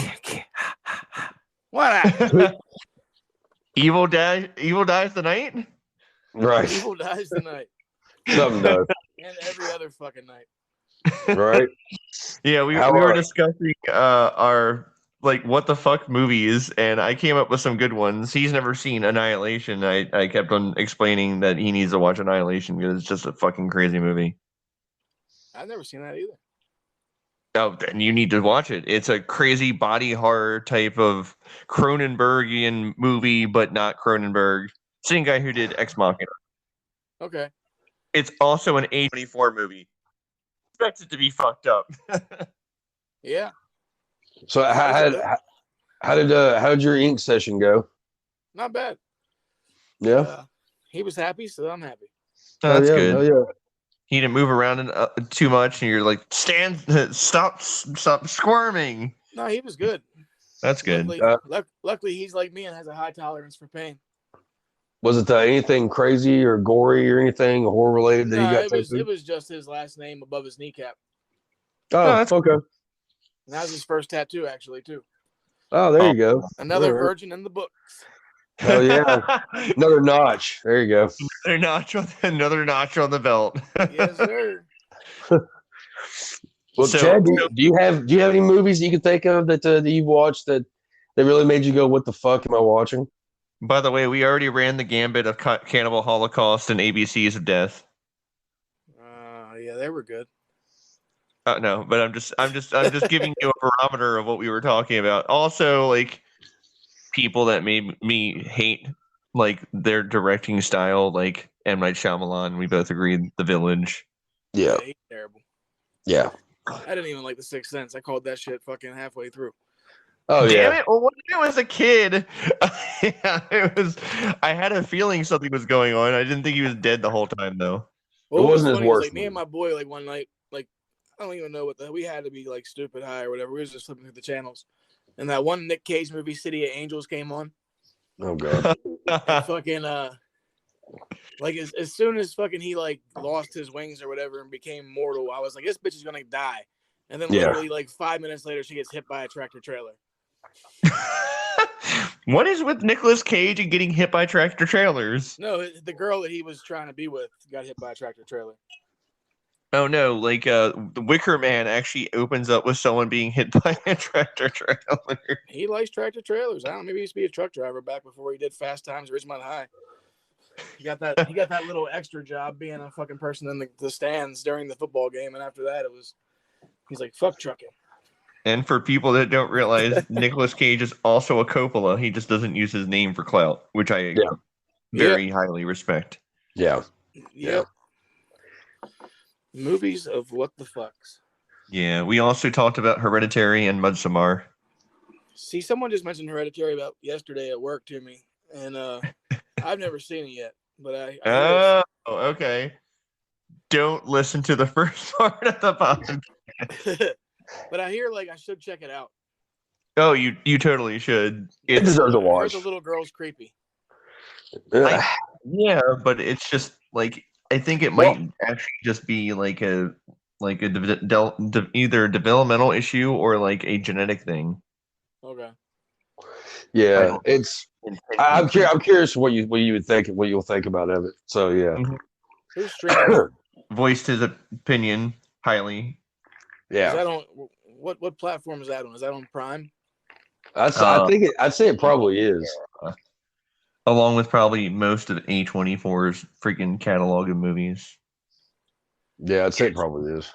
Just wanted to let people know A24 is one of my favorite like movie developers because like I haven't watched a bad A24 movie. I really haven't. I'm sure there's one out there, but I haven't watched it. I actually went back and watched all the VHS movies, and the second and third one, they were pretty weird. Like I don't know. I like them. I don't know if I like the third one. Which one? And you're probably going to be like surprised because I finally watched this. Was Sinister. Oh, I love Sinister. Movie. I was not expecting the ending like that. Like I love Ethan Hawke. I'm a huge fan of his, and it's just I didn't really like him at first, but like the more I watched his movies, I'm like, this man is amazing. Yeah, yeah. And, He's Some good stuff. Oh yeah, definitely. But Sinister was just from the beginning of the movie. I was like, okay, it's just going to be an interesting ghost story. No. Then there's like the weird demon in the pictures, and then he's just looking through the films, and it's just like I remember me and my one ex, we watched that and Late Shift one night. Ooh. Late Shift definitely was not better than Sinister. I don't know if I've seen that. Wait, Late Shift, is it with the cop? Yeah. Okay, yeah. It wasn't horrible in the though. Police station all night by herself. Yeah. Yeah, it was pretty shitty. It wasn't horrible, but yeah, it wasn't that great either. But yeah. No. I mean, I've definitely seen worse movies. Oh yeah. Oh, that's right. I probably like veterans. I was that reminds me, a movie I wanted to talk about because I wanted to bitch about how terrible it was in my opinion. Fucking phone booth. What? Phone booth. What's wrong with phone booth? I hated that movie. Why? And I'll tell you why. Okay, so the premise of phone booth is, there's a phone booth. And I figured, more stuff happens. No, it doesn't. He's just in a phone booth the whole time, and he's talking to freaking what the hell is his name? The guy who plays Kiefer Sutherland. Yeah. Kiefer Sutherland. I love that movie. As soon as I heard his voice, and I was like, "Is that fucking Kiefer?" Yep. I'm like, "All right, I'm sold." I was just really disappointed that there really wasn't much to the movie, which is I don't mind sometimes, but I was just bored. See, I like that movie, and the reason I liked it is because the fact that they were able to pull me in and keep me entertained for that entire time when most of it has to do with the phone booth. I mean, he has to deal with he's having to deal with making choices. I mean, that to me is a great thriller because you go to this phone booth every day and you call your mistress. You shouldn't, but you do because you feel like you're hot shit. And then the day comes where somebody with a gun's pointed to your fucking head, and you don't know where really they're coming from, but they're there, and they're sitting there saying, "Hey, I know all the bad shit you've been fucking doing. You either bite the fucking bullet or you fucking confess your sins." And the shit that because he has to be on that phone, and he has to fucking deal with the fucking hookers, like the pimp dude. He has to deal with the pizza guy. The whole thing with, he has to, tell his wife the truth about all this stuff, whatever. Like it's, I like that movie. I think it's a good movie. I think that if you can, I like it. If you can make a film that takes place in one spot and I'm not bored and you keep me entertained, then okay, then good on you. Well, I normally like stuff like that. I guess at that point I didn't like Colin Farrell. I still really don't. He's okay. Yeah. He has his moments. That was a good one though. That was definitely a good one. And Kiefer Sutherland. I remember when that movie came out. I don't know if you remember E-Bombs World. They E-Bombs World. I remember that. Oh, I haven't heard that shit in forever. Yeah, because they would have they would help you make prank phone calls because they had the board, the soundboards with Arnold Schwarzenegger's voice saying stuff and shit. The soundboards were the best part of that whole thing. Did you hear the one about the NASCAR driver and they were prank calling him from this? They were acting super flamboyant and gay. No. Oh my god! Yeah. So. For anybody that doesn't know about E-Bombs World, it's not PC humor at all. They basically would prank call this one Southern guy who hated gay people but loved NASCAR. Mr. Burgess. Yes, Mr. Burgess. Oh my god. That's me and Dave's shit, yo. You don't even know. That's funny. Me and Dave still listen to that shit and die. You can literally some of the humor doesn't age as well, but the Mr. Burgess skits are just so funny because you're like, now I don't know if this guy's really that racist or he's just really selling it well, but this guy would be so pissed off he would just give them every insult and every curse word over the just under the sun, and then hang up, and they would just burst out laughing, and you're just like dying laughing by the was like third or fourth skit. You're just like, oh my god, this poor guy is being called back again. Yeah, they had soundboards for phone booth. The soundboards for freaking Duke Nukem are hysterical.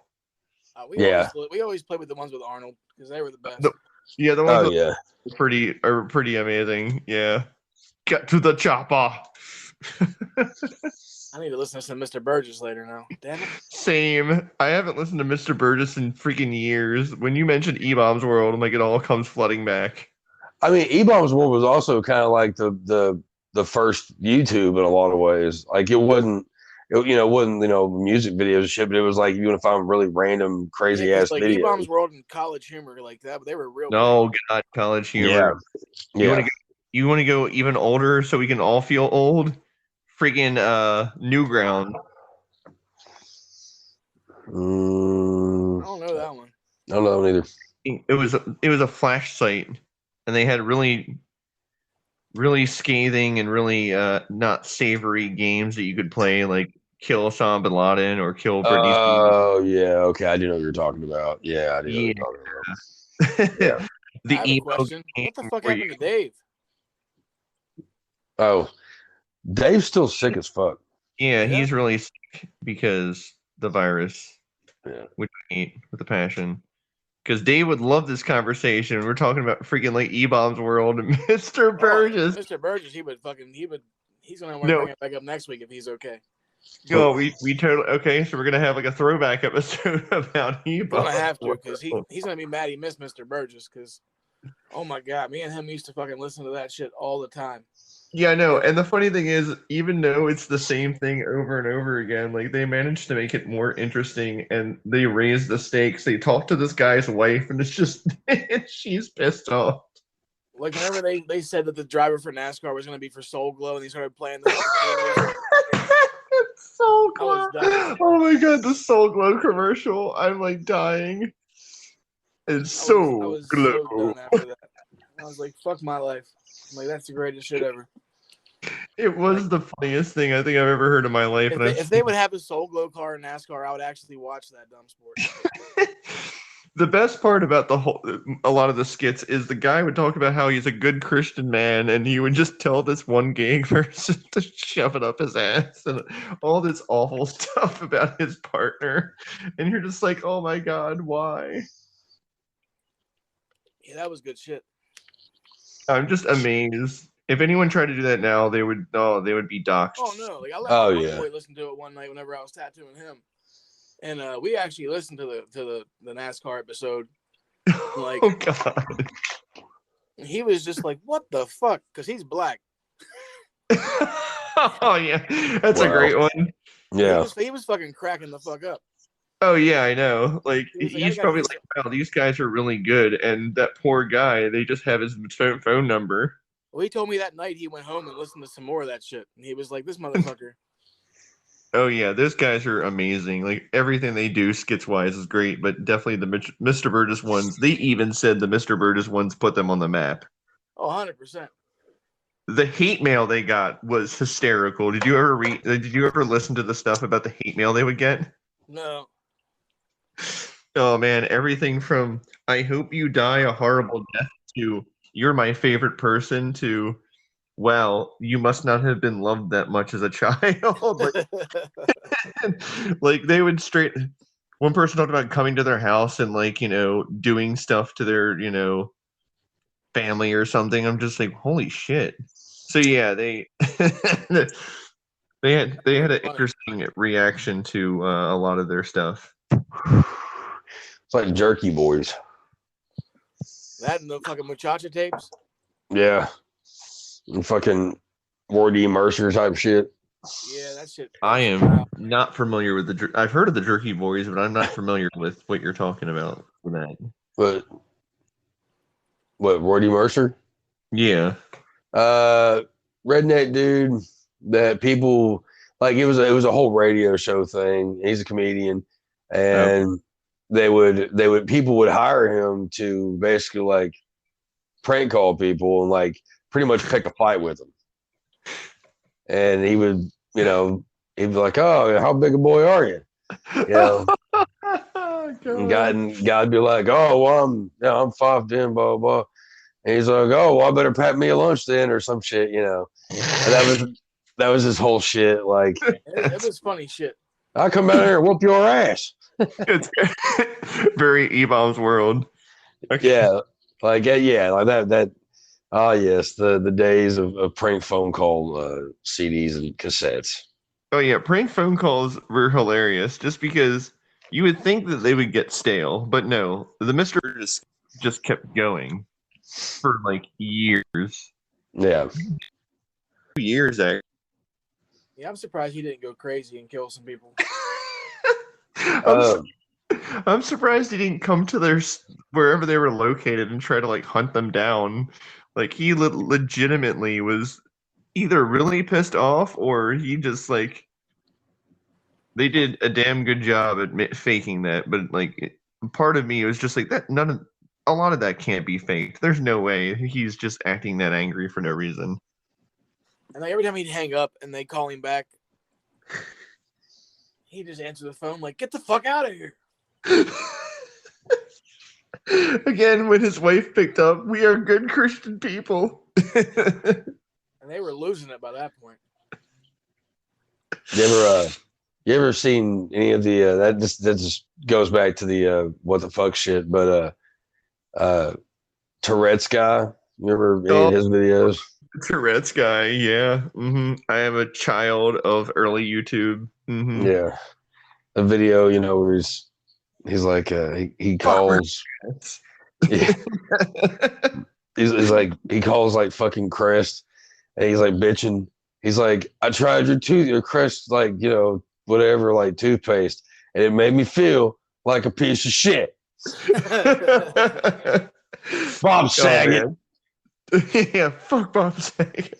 I'll say that now. Yeah, fuck him. It's just the whole skit. Yeah. Like, Rick Moranis, well, fuck him too.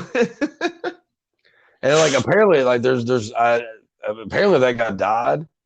Like there's like a whole thing where he died, but then like other videos came out that he wasn't dead. But like I don't know, it's kind of weird. Yeah, that's the thing. Like they confirmed that he died like not too long ago, like maybe about like 5-10 years ago.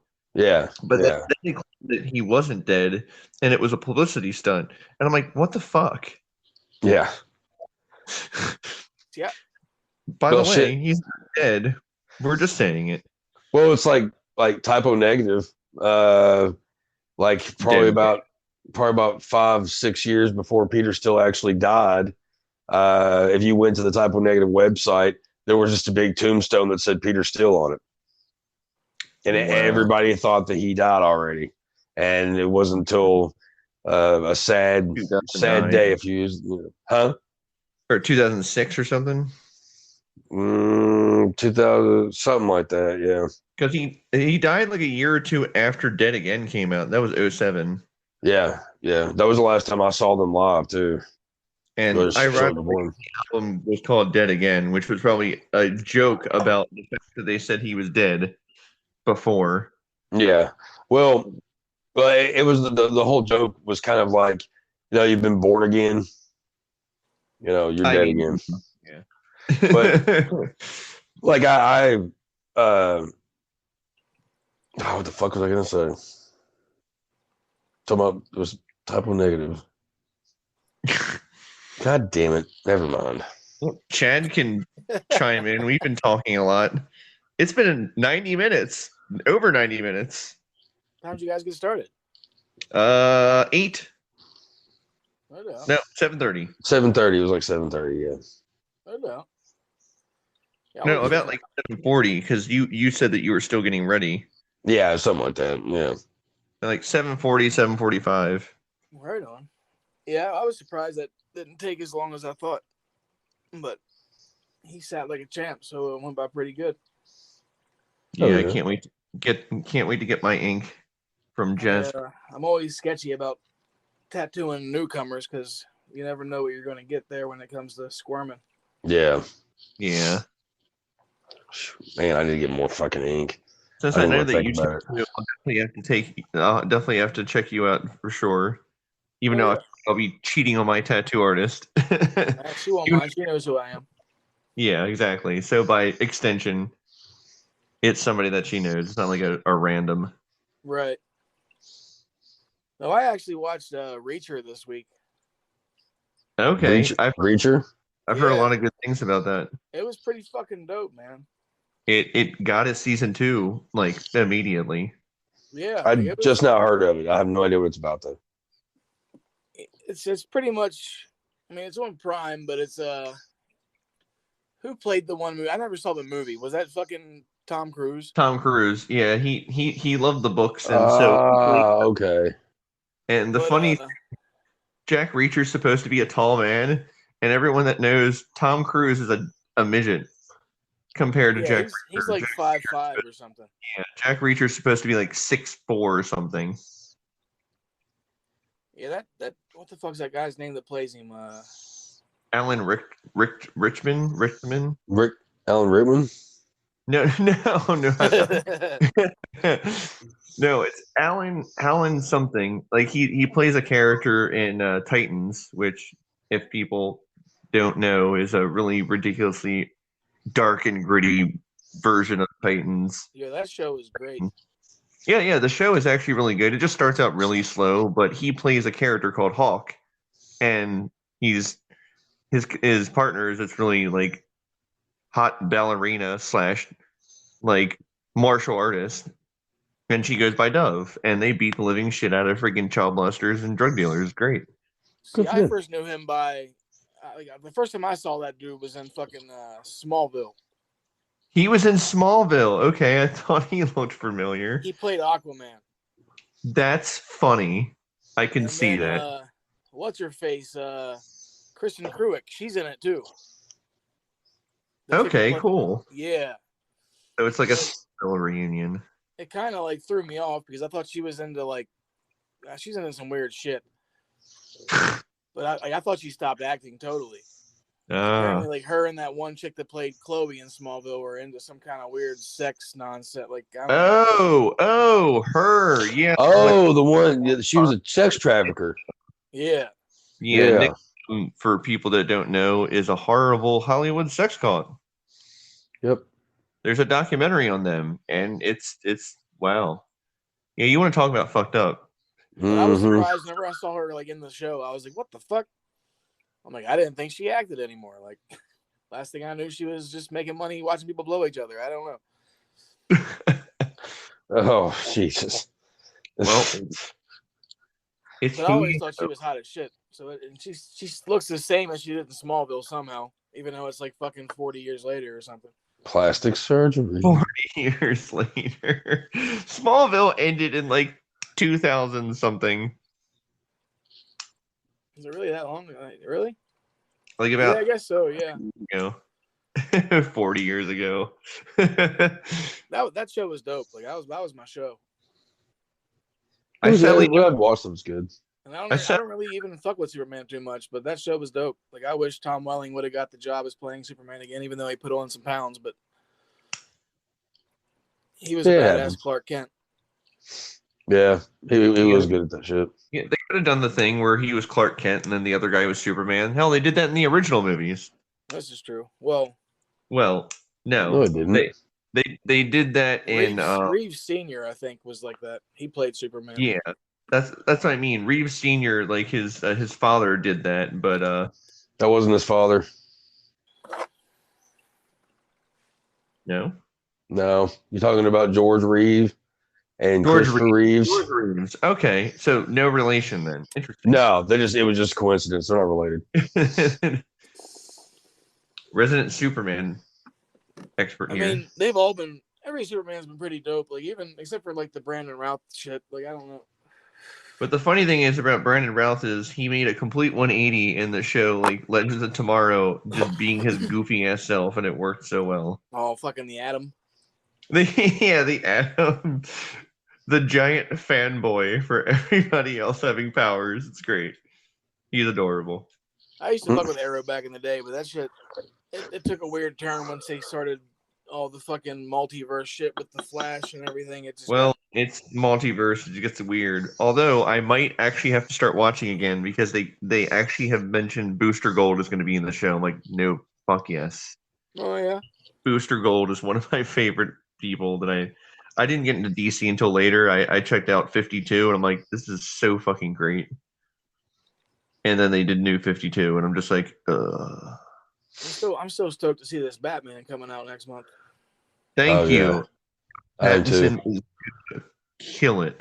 I think he's gonna do a good job. I do. Yeah, I do and too. the fact that he made his own vehicle by the time since he was a teenager, I like that take. Like it's so much better than the stupid fucking bat tank. And like the best thing ever is I've never seen Twilight and shit, so I don't have any other reference points for this kid. Well, that's good because that would a lot of people are just like, oh well, yeah, that's all Twilight. I'm like, he's been in other movies. Like, speaking of which, I have one for the fucked up, The Lighthouse. I've yet to watch that. I need to watch that. Oh my god, that movie is sheer madness. I haven't seen that either. It's okay. So it's Robert Pattinson and William Dafoe, and they're amazing acting off each other. Like I never would fart a lot. I'll watch pretty much anything with William Dafoe in it because he's a genius. But it's essentially if Fargo had like cosmic horror elements to it. Huh. And it's just them in the lighthouse. Yeah. It's just them in the lighthouse. It's really trippy and crazy. And the fucked up thing is like the mermaid. That's all I will say. The mermaid. The mermaid. I had no idea there was a mermaid in it. Exactly. Oh, somebody's hitting a bowl. Yeah. I heard you tapping that motherfucker a minute ago. Yeah, I heard something. I'm just like, okay, yeah. Don't worry, folks. It's not COVID. Some things are going on. Yeah. What's happening? What's happening? I don't know what's happening. Speaking I had of, to eat me spinach. Yeah, right. Mm-hmm. Speaking of, I watched that shit like not too long ago. That Popeye movie with Robin Williams. I haven't watched shit. Forever. Wow, yeah, it's been years. It still holds up. It's kind of goofy, but it's funny. It takes you back to your childhood. It's Popeye. It's supposed to be absurd. Yeah, it takes you back to your childhood. Yeah. Oh yeah, It's like Shelley Duvall after. Yeah, that's the thing is you got to watch Popeye. Then after Popeye, you got to watch The Shining. Oh my god! Like and then total 180. And then you watch the interview with her on fucking Dr. Phil, and then you can cry because it's really sad and depressing. Poor Shelley. I can't stand Dr. Phil, but I would watch that just because, like, man, she went through so much shit. Because of Stanley Kubrick. Oh, yeah. Stanley Kubrick is a monster. Great director. Awesome human being. Like, that's why, like, I mean, he treated her like shit on that movie because he wanted her to be distraught all the time. And it made her fucking snap, which is why I think she passed away a couple of years ago, I think. But she was not good mentally, and she always said it was from working on that. Yep. That's crazy. Like, she didn't recover from that movie. And I remember like Jack told Heath Ledger to be careful whenever he's playing the role of the Joker because it'll fuck you up. I tried to warn him. I mean, yes and no. Like, I hate that he takes all the credit for that because he worked with Stanley Kubrick and Stanley Kubrick fucked him up. Oh, Stanley Kubrick didn't fuck him up. Well, he was already fucked up anyway. Hey, that's why Stephen King didn't like because Jack was already. I mean, I love Jack. Don't get me wrong, but he was already too like crazy. Yeah, he's out there. I think it was all Easy Rider. Right. It just so happens I have 2 20s in my wallet. And I was afraid I wasn't going to be able to spend them the whole winter. Your money's no good here, sir. Wendy, I'm not going to hurt you. Wait, you didn't let me finish. I'm not going to hurt you. I'm going to bash your brains in. Bash them right the fuck in. Give me the bat, Wendy. Give me the bat. That's so dope. Give me the bat. Whenever we met him up in Brown University, I wanted to have him sign an axe for me, but you met Jack Nicholson. You met Jack Nicholson? Oh my god! God damn it! He signed my Departed DVD. That's awesome. But I had an axe I wanted him to sign, but I didn't feel like getting taken down by the fucking local police department. Yeah, I don't know how Jack feels about that. I mean, I don't know. Jack Nicholson's crazy. He'd probably sign. It's a foam latex axe, but I was thinking axe. Security there probably wouldn't have thought too kindly of it. Oh, where was he at? At Brown University. Was he was speaking? He was doing a speech there. His daughter went to school there. No shit. Like how did you him and Danny DeVito's daughter go there? Well, they used to. That was forever ago. Okay, that's crazy. Then I don't know many people that know about Danny DeVito like that. Oh, Danny DeVito's a shit. Oh yeah, I probably one of my favorite shows. Oh yeah, definitely. Yeah, I mean, it's one of the funniest. Yeah, he's one of the funniest shows. The fact it was funny meeting Jack though, because like I had my Departed DVD, so I was like, fuck yeah, I'll have him sign this instead. Hell yeah. And then my boy beside me, like I didn't have a marker on me, so like I didn't like Jack like walk through there. Like we all like formed in a straight line and shit. It was probably the most organized signing thing I've ever been to. That's impressive. And it was just most are done not by the people that were there trying to get him to sign shit. Yeah, Jack's from my all-time favorite. Like he grabbed my fucking DVD and I was like, Jack, you're the shit. And he's like, I know. And then he smiled real big and walked away.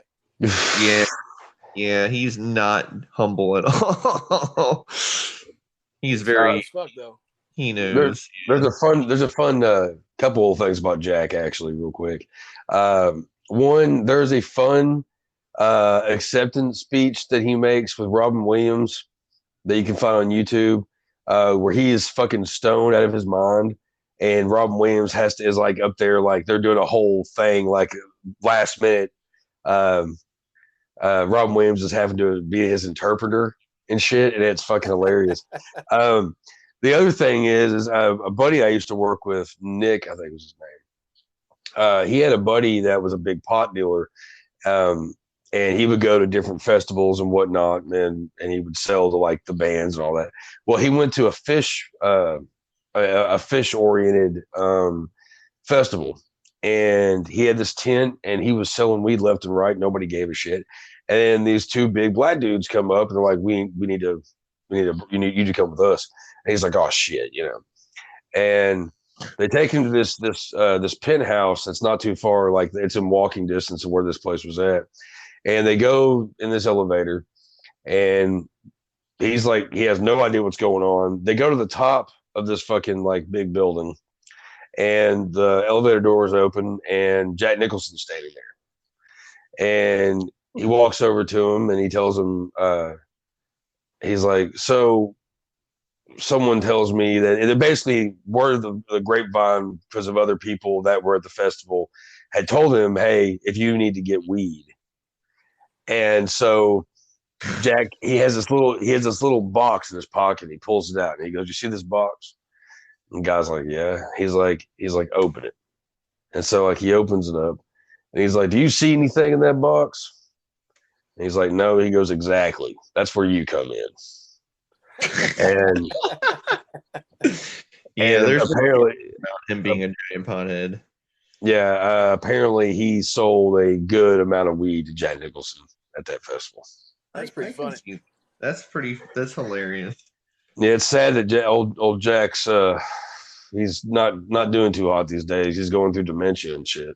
Yeah. Well, I mean, he's been slowly declining for a while. Like I remember the story after Anger Management came out, where it was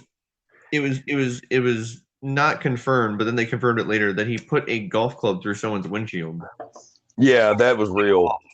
And that was actually before Anger Management came out. That was why they made that joke in that movie. Yeah, he was one of those celebrities back in the day that if he was out with his family or whatever, you lived him the fuck alone for the most part. Yeah. And they didn't leave him the fuck alone, and he tagged somebody's car, broke their windshield and everything. And pretty much what Buddy Rydell did in Anger Management, where he left his card and all that shit, Jack Nicholson pretty much did the same fucking thing. He's like, "Yeah, just be the shit out of your fucking car. Here's my number if you need money." Wow. And, yeah. But Jack's the man. Speaking of really messed up movies, I'm not sure. You might, either one of you might have seen this. Eternal Sunshine of the Spotless Mind. Yeah, that movie makes me cry. I don't watch it. Yeah, it's a depressing movie. I've seen it maybe a handful of times. It's I just don't think I've seen that one. ooh, Jim Carrey. be sad. I think that's why I didn't watch it, because I knew it was like a serious Jim Carrey movie. Yeah, I mean, because Kate Winslet is also incredible in that. But I did like the number 23. oh fuck yeah. Oh man, that movie fucks with you. Not as much as a good one. number 20. No, but I'll tell you what. After I watched number 23, I started noticing the number 23 everywhere, man.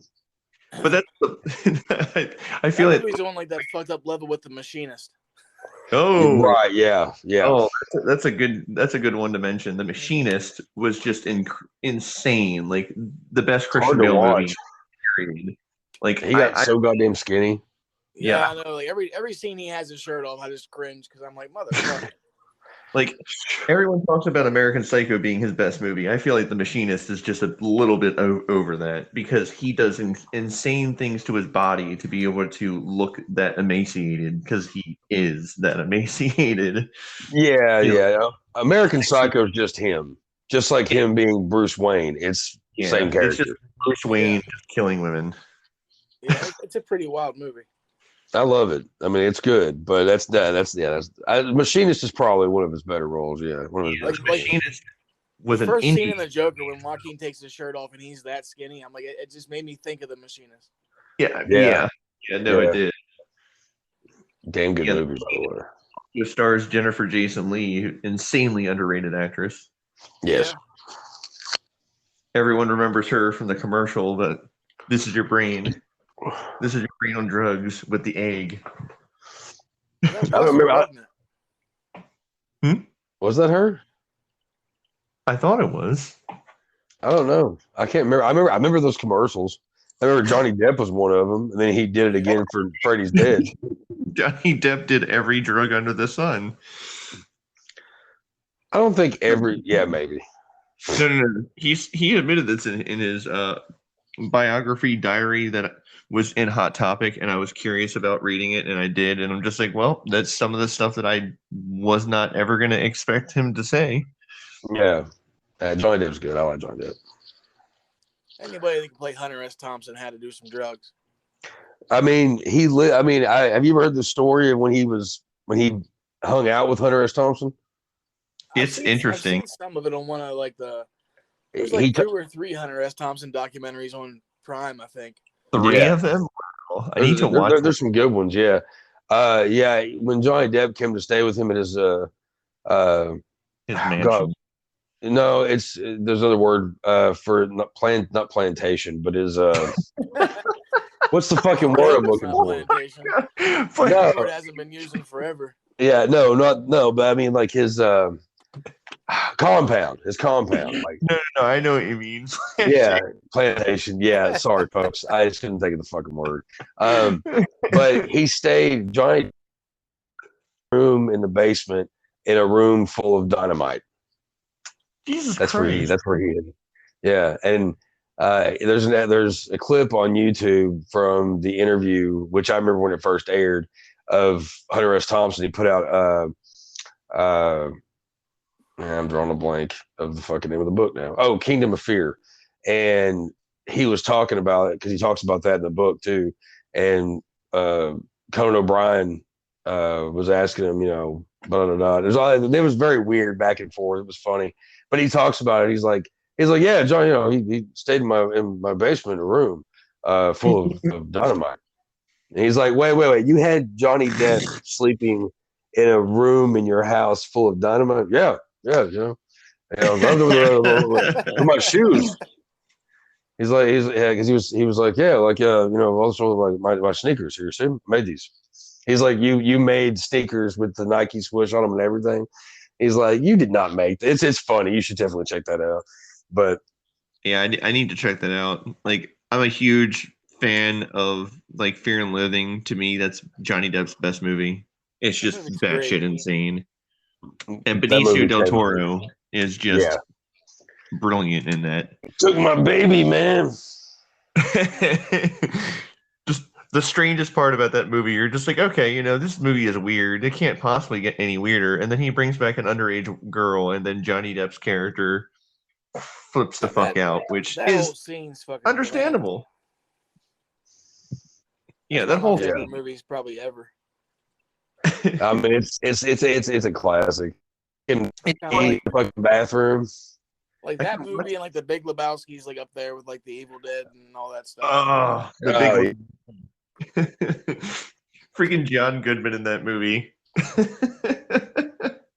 Did you watch that Jesus Rolls thing that they came out with a couple years ago? Yeah. It is pretty fucking funny. No, I have not seen it. Making a movie about a pedophile like that. Who sounds like a robot? Okay. Is it back? Am I still a robot? No. Okay. Chuck's the robot. I'm the robot? Oh, shit. Like, I'm the imposter.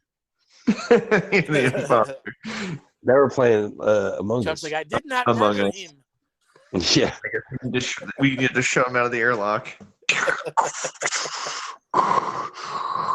Do I still sound like a robot? No, you're good now. I don't know what happened. What the fuck? You're good now. But yeah, no, I feel like everybody kind of forgot that the Jesus was a pedophile, and I just to make a comedy about him, like I just so that they could have made better movies than that. He's a pederast, dude. Yeah.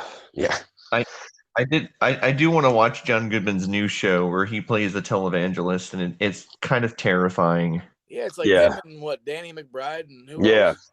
Oh, I love Danny McBride. That man is insane. Dude, he's bounding down. Like, that shit killed me. Oh, that first season, dude. Fucking, yeah. Like, I even have a Kenny Powers fucking Myrtle Beach jersey. I can see you and Danny McBride hanging out in real life. I could totally see that. Like, he's fucking funny as fuck. I'd hang out with Danny McBride. To me, he was the best part, and this is the end. Yeah. Without a doubt, the best part. The fucking cannibal and made Channing Tatum his bitch. I didn't see that coming at all when it came down to it. Because Channing Tatum was so up for doing something absurd like that, because everyone sees him as like the heartthrob and stuff. So it's just like Danny McBride's like, I'm just gonna make you my BDSM bitch. Okay. Yeah, a lot of respect for Channing Tatum. Yeah. Channing Tatum. I used to think he was just some stupid musclehead, and then I saw a movie where it's like based on a true story about the DuPont family. Amazing movie. Huh. It was about the Rustling brothers who wrestled for the DuPonts. I'm sure if you look for it, you'll find it. And it's is that the one where he busts his head open in it? Yep. Is that the one? Is that the one where he slams his fucking head into the? Yeah, like that. He was like just mere inches away from like slamming his head into a stud. Yeah, it's not a fun movie to watch, but it's a brilliantly well acted movie, and I've heard good things about it. Yeah, you wouldn't expect damn it, Carell, the guy from The Office. Oh, Steve Carell. Yeah, you wouldn't expect Steve Carell to be such a serious actor in it, but he's amazing as a serious actor. It was the craziest part. He just takes a whole 180. You just remind me. I think that new Space Force shit just came out this week. No, I need to watch season 1. Or it comes out. I don't know. It might be out now, but it might be coming out this week or next week. I'm so behind on TV shows. I just watch a lot of Joe Bob episodes. Last Drive-In. Nice. Movies are so much better when Joe Bob's talking in between. Yeah, I watched the Joe Bob Hell Comes to Frogtown not too long ago. Oh my! Hell Comes to Frogtown not long ago either, because I watched They Live. And I'm like, I need to watch this other movie that apparently Rowdy Piper was not a fan of. Yeah, I want to watch the Joe Bob Ice Cream Man. Oh yeah.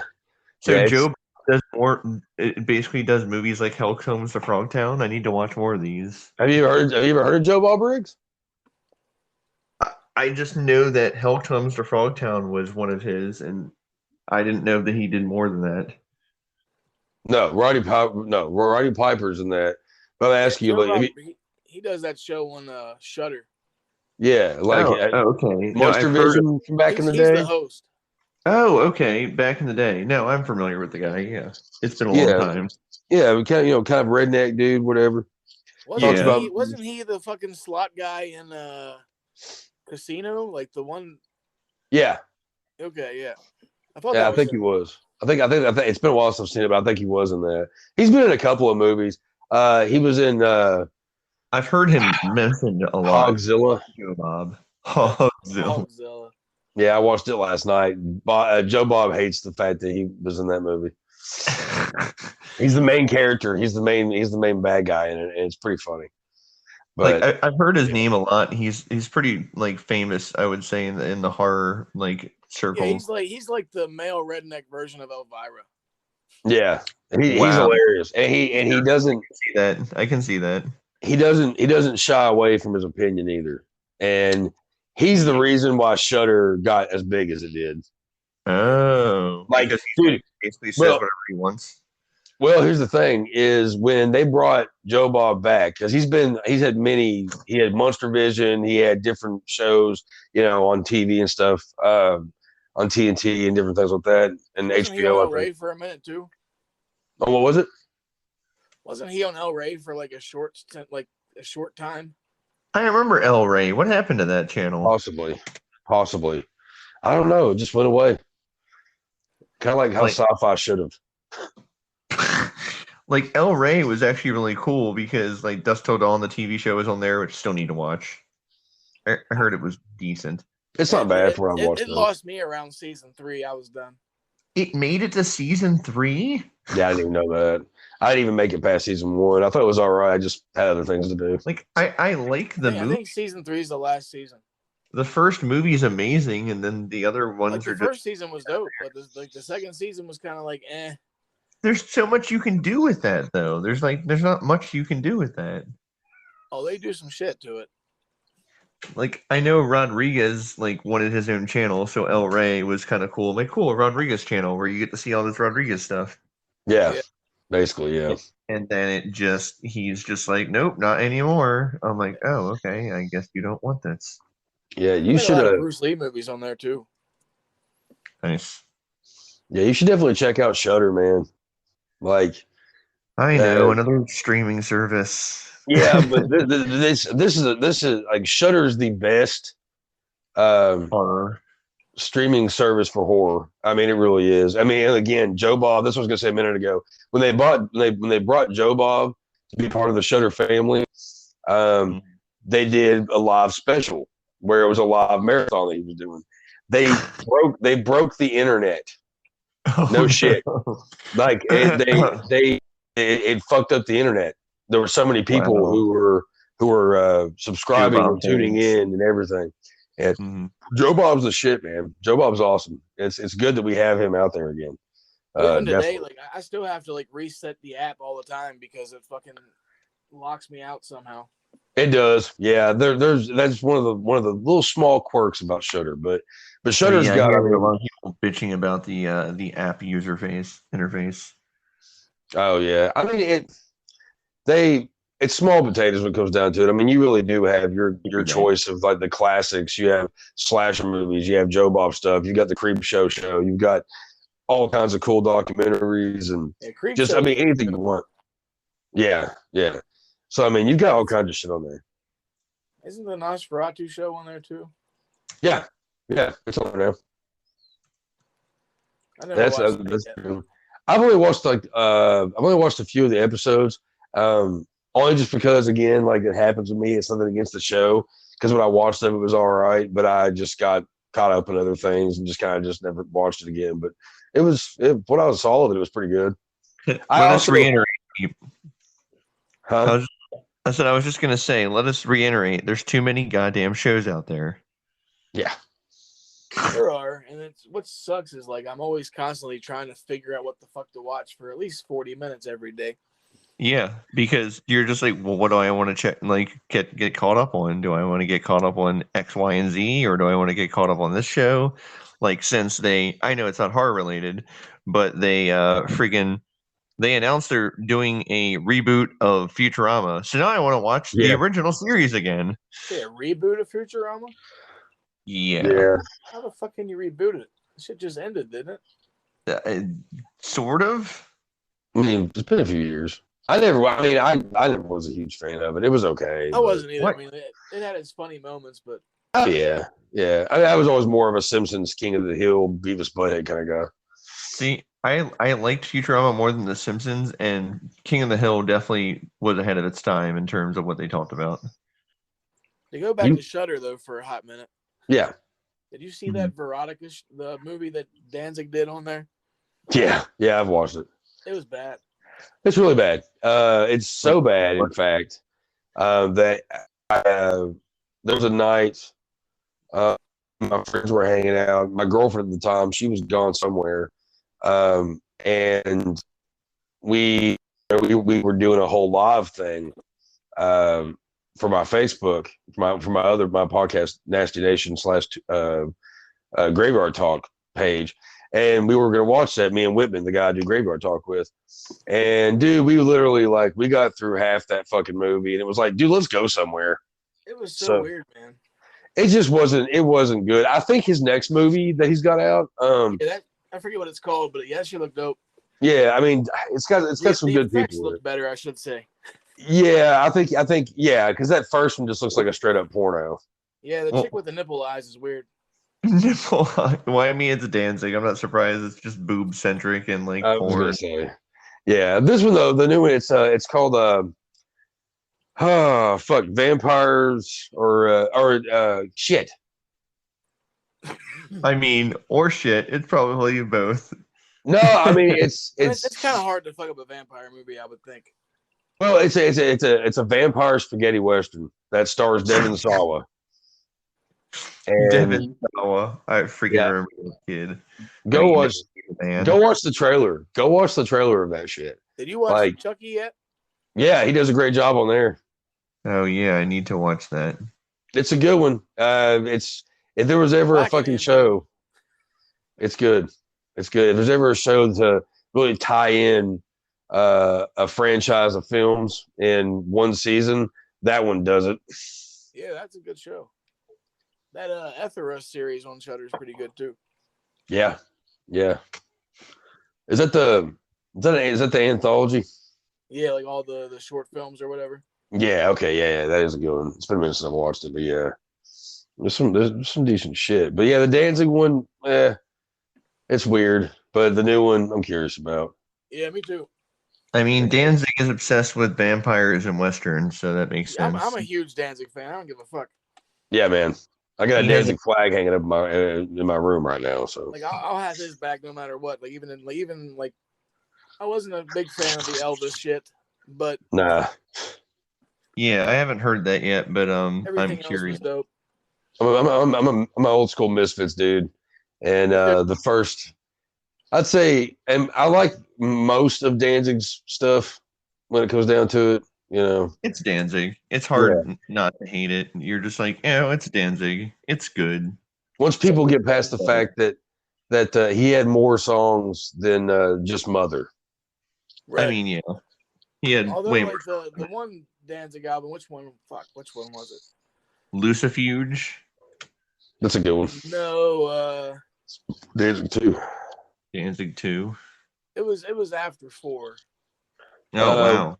I don't remember that then. Luciferi? Yes. That album was kind of like the techno album or whatever. They're talking about the industrial album he did. That was Black Acid Evil. Yeah, that wasn't very good. Yeah, that's my least favorite. I still kind of fucked with it, but just because it was Danzig, like I didn't want to not like it because I was a fan. Yeah. No, I feel on that. Was he trying to be Rob Zombie on that? No. It was weird, man. It was like, just weird. Yeah, it wasn't, because at the time period it was when industrial was like really kicking ass, and Danzig was just trying to reinvent himself, I guess, and it didn't really. There's 2 songs on it that are halfway decent. And those are the ones that have Jerry Control from Alice in Chains. I think How the Gods Kill is probably my favorite album. Oh, dude, that's a great one. Like Cecina's is probably my favorite song. Period. It's funny. Me too. And not many people I know like that song. Okay, I need to start listening to more solo Danzig then. Damn. And fucking Satan's Child. That's an underrated classic. That is a good album. That's a damn. That's Satan's Child. I love the name. To me, that was Danzig saying "fuck Michael Graves." Yeah. I mean, yeah. For people who don't know, Michael Graves is the fucking piece of shit. Well, one day it was funny. Like me and my one girl was hanging out, and we started talking about music and shit. And she was like, "I like the new Misfits more than the Danzig Misfits," and I was just like, "Get out." No, I prefer the Danzig Misfits, but I mean American Psycho and Doyle's not bad, and Monster, Famous Monsters. Those aren't bad albums. It's just a different type of Misfit. It was more different. It was more metal. It was more metal Misfit. Yeah, it was different. Well, yeah. Doyle's more the metal guy, so makes sense. But yeah, Michael Graves, like he's kind of a shithead. Yeah. Yeah. I like his voice, like I don't know. He thinks he's better than he is. I guess most of them. Yeah. I mean, that again, we're also talking about Danzig too, and I mean, yeah, Danzig knows that he is amazing, but then again, most of what he says is true, though. So it's not like he's just blowing a lot of hot air like certain people. Danzig had a house for sale for many years in the middle of the subdivision in fucking California. His neighbors hated him. He wanted like $1 million or some shit for this house, and this house was a piece of shit. That's ridiculous. And videos, you can see there's videos. There's people who were going to look inside the place, and it was a wreck. But they got videos and stuff of it. He left behind comic books and figurines, like a life-size Mickey Mouse. I was kind of shocked to see how short he was whenever I saw Danzig. Oh yeah. I've never gotten to see him, but I heard he's probably why that's probably why he's got the ego. What's he like 5'2"? I don't know. He's taller than that. Come on now. He's not by much though. Not by much. He's like Tom Cruise status, I think. He's probably about 5'6". 5'5", 5'6". I'm impressed. Like if you remember that, since we're on a Danzig kick, if you remember that lawsuit with the Misfits, he actually lost, and so he had, by court order, had to tour with them. He got into actually really good shape. He was ripped back in the day too. Well, I mean, I know, yeah. Well, he was better shape back in the day than he is now, but he's still in pretty good shape for his age. But I'm just saying, like, he used to be really, really big, but then he got into really good shape because he's like, well, fuck, I lost a court order. I might as well do this the right way. And so, yeah, he lost a ton of weight. I don't know if that's 100% right, though, Andrew. The lawsuit thing happened, and he lost it. Now, I don't think it was court ordered for him to play the shows. But what happened, from what I gather from the whole thing, because it blew everybody's mind that, Jerry Only and him were able to like deal with each other long enough to play all these reunion shows. Yeah, I know. Jerry Only and him actually being in the same room together is amazing. They don't like each other. They really don't. Yep. And I've heard. But they basically Danzig was, he finally was like, all right, he saw how much money he could make going back with them. That's probably what it was, the money. He's just like, well, I guess we're going to make money out of this. Yeah. I mean, it happens to the best of them. What? Then who doesn't like money? I mean, I like money. Money's great. Money's amazing. You have to talk positive. Let's talk positive about money, and money shows up. I had a friend of mine tell me that recently. Well, that's the case. Money is amazing. Where's my money tree? Goddammit! Never say money. Never say money's bad. She's a witchy kind of friend of mine, and She asked me how I was doing, and I said, "Well, money sucks." And she goes, "Don't ever say that." She's like, "You start talking about money, it's gonna start showing up in weird places." And I'm not gonna lie, it really has. Interesting. Yeah, but that's a totally other thing, guys. We've been on here for 2 hours and 15 minutes. I just saw that the Last Drive-In has The Walking Dead on there now. I haven't watched it, but it's Greg Nicotero's on there, and Joe Bob. It's him. It's them talking about it for whatever reason. There was something in a contract why he did that. I can't remember what the whole deal was, but yeah, I haven't watched it yet. They're probably talking about how when The Walking Dead used to be entertaining. You mean the first 4 episodes? I haven't watched that show forever. It was a much better show when it was a comic book. I mean, yeah, the comic book's amazing, and they finally ended the comic book. And, they actually gave away the reason how the zombie apocalypse started, and I'm pretty sure he did that just to piss people off. Because the actual reasoning behind it just sounds dumb as hell. A meteorite.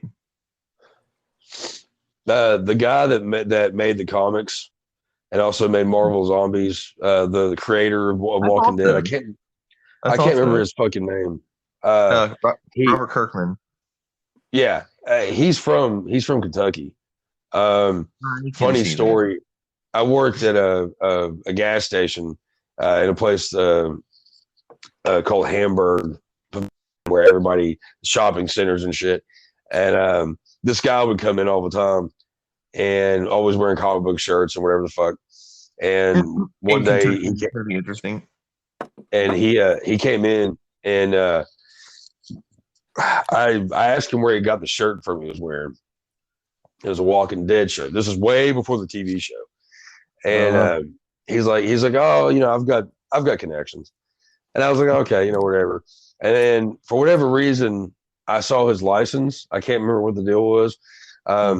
And I realized who it was after I bought some issue. And I was like, oh shit, that's the dude that fucking made that. And then the show started and there was interviews with him on there and stuff. And I was like, oh shit, that's awesome. So yeah, I felt really bad. That's pretty dope. Yeah, I felt really bad for the shit that he had to deal with court-wise. With what? He had to go to court over rights issues with AMC. Oh, yeah, that doesn't surprise me. Yeah, and what they were telling him, it was kind of bullshit. They're just basically trying to get all the rights and not really pay him anything, which is bullshit. Because his comic literally was the best thing since Romero. Like, he literally said the reason why I started doing this is because of Romero. Yeah. And then AMC just ran it to the fucking ground. That's right, people. Just so you know, Romero was not the one that did Walking Dead. You know how many fucking people I've had to tell that to? Really? Yeah. Like, I'm friends with his son. He's a really good friend of mine. Wait, really? Romero's son? Cool. Yeah, Cameron. Yeah, well, George, but yeah, Cameron. He lives really, really close to me. Good friends, and I have to. It irritates the fuck out of me because I've got so many fucking conversations with people where they talking about horror movies and whatever. Oh, I love Romero. Anything he does, like The Walking Dead, and I'm like, you might want to go Google something. Yeah. Heavily inspired by, not created by. I remember the one day whenever Tom Savini brought him into class. That shit was fucking crazy. Wait. Wow. You got to meet Tom Savini? Huh? Were you part of his class?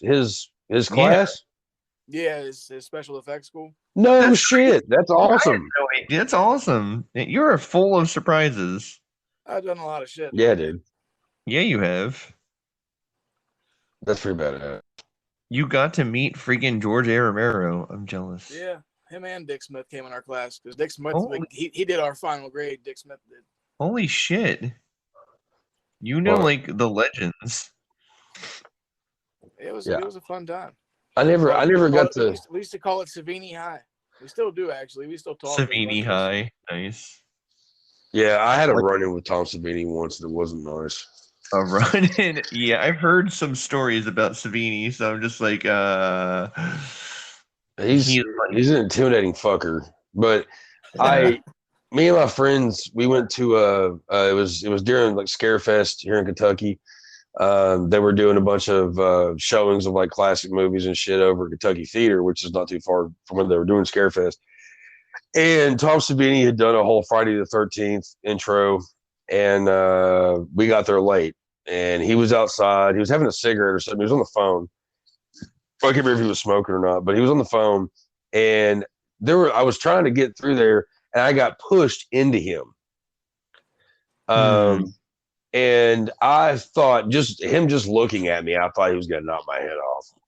I was like, God, I don't want to piss this man off. But yeah. And Romero, I never got I was stood right next to him, but I never got to meet him once. Like one time, buddy of mine a long time ago, Ryan, he had this this YouTube channel back when YouTube was just now becoming really a thing. They had a on TV, and he would go to different cons and interview people. And he there, and me and him were kind of running around, like hanging out with people all day. And he was supposed to do an interview with Romero because he was there. And he was like, man, do you want to sit on the interview with Romero? And I was like, yeah, that'd be fucking great. He and I are walking around. Romero is walking around too. He stops to talk to him for a second. I'm literally standing in front of the Night of the Living Dead, the original Night of the Living Dead booth that had a few people that were in that stuff, like Johnny and all that before he passed. I think he passed away shortly afterwards. I could be wrong about that. But Romero was right next to me talking to my friend Ryan. I turned around and talked to the guys from Night of the Living Dead for a second. And before I went to turn around and say something, but I didn't want to interrupt. I turned around and George is already walking back to his table. I was like, fuck. I didn't get to sit in because I had to leave. It sucked. Yeah, that's pretty crazy. That's the closest that you got. I've never gotten that close. So that's still like pretty cool. We didn't really get to talk to him too much, but he seemed like a really nice dude. Yeah. I've heard different things. But Romero, I think could be like night or day. See, now Tom was always kind of funny. Like Tom, like he would always like come to like to the school whenever he would make his little visits or whatever. And then he always had a Hummer. Like he would drive his Hummer. And yeah. The one day he came driving in his PT Cruiser, and we were like, Tom, what the fuck? He's like, shut up, it's my daughter's. He owns a PT Cruiser. He just doesn't want to admit it. Tom Savini he's a legend in many reasons. Yeah, for sure. He is. His makeup effects are like, without a doubt, some of the best in the industry. I mean, the guy's clever. He's a genius in what he does. I mean, he has a lot of good teachers out there. I don't know who's out there now, but whenever I went, the one dude, Jerry Gurgley, he did stuff for Battlestar, or I think it was Battlestar Galactica, and a bunch of other shit. Like he used like to the newer one. No, oh wow. Oh okay. And then like the one dude did makeup he was like Johnny Depp's makeup guy or whatever for Pirates of the Caribbean. Really? That's cool. That's really cool. That's very, very good to be able to get that. Different artists from like that used to fucking do that shit all the time, and then they would come in there and teach and shit and teach us how to do shit. Nice. It's pretty awesome. Yeah. It was a dope little program. Hats off to you, man. That's awesome. Yeah, that sounds really cool. Where was the school? Was it like Pittsburgh? Outside of Pittsburgh. Okay, makes sense because doesn't he live like in that area? Yeah, he lives in Pittsburgh. Yeah. There's a YouTube channel called Grim Life Collective that actually did a whole tour of his house and his school. His big ass Darth Vader fucking in his bed. Yeah. He's a giant nerd. I love it. The guy's had a crazy life from what it seems like. I mean, hell, he was in Vietnam and everything. I'm sure he definitely lived. Oh yeah, the Nam. I'm sure he's got stories. He's seen like one spectrum to another. Yeah.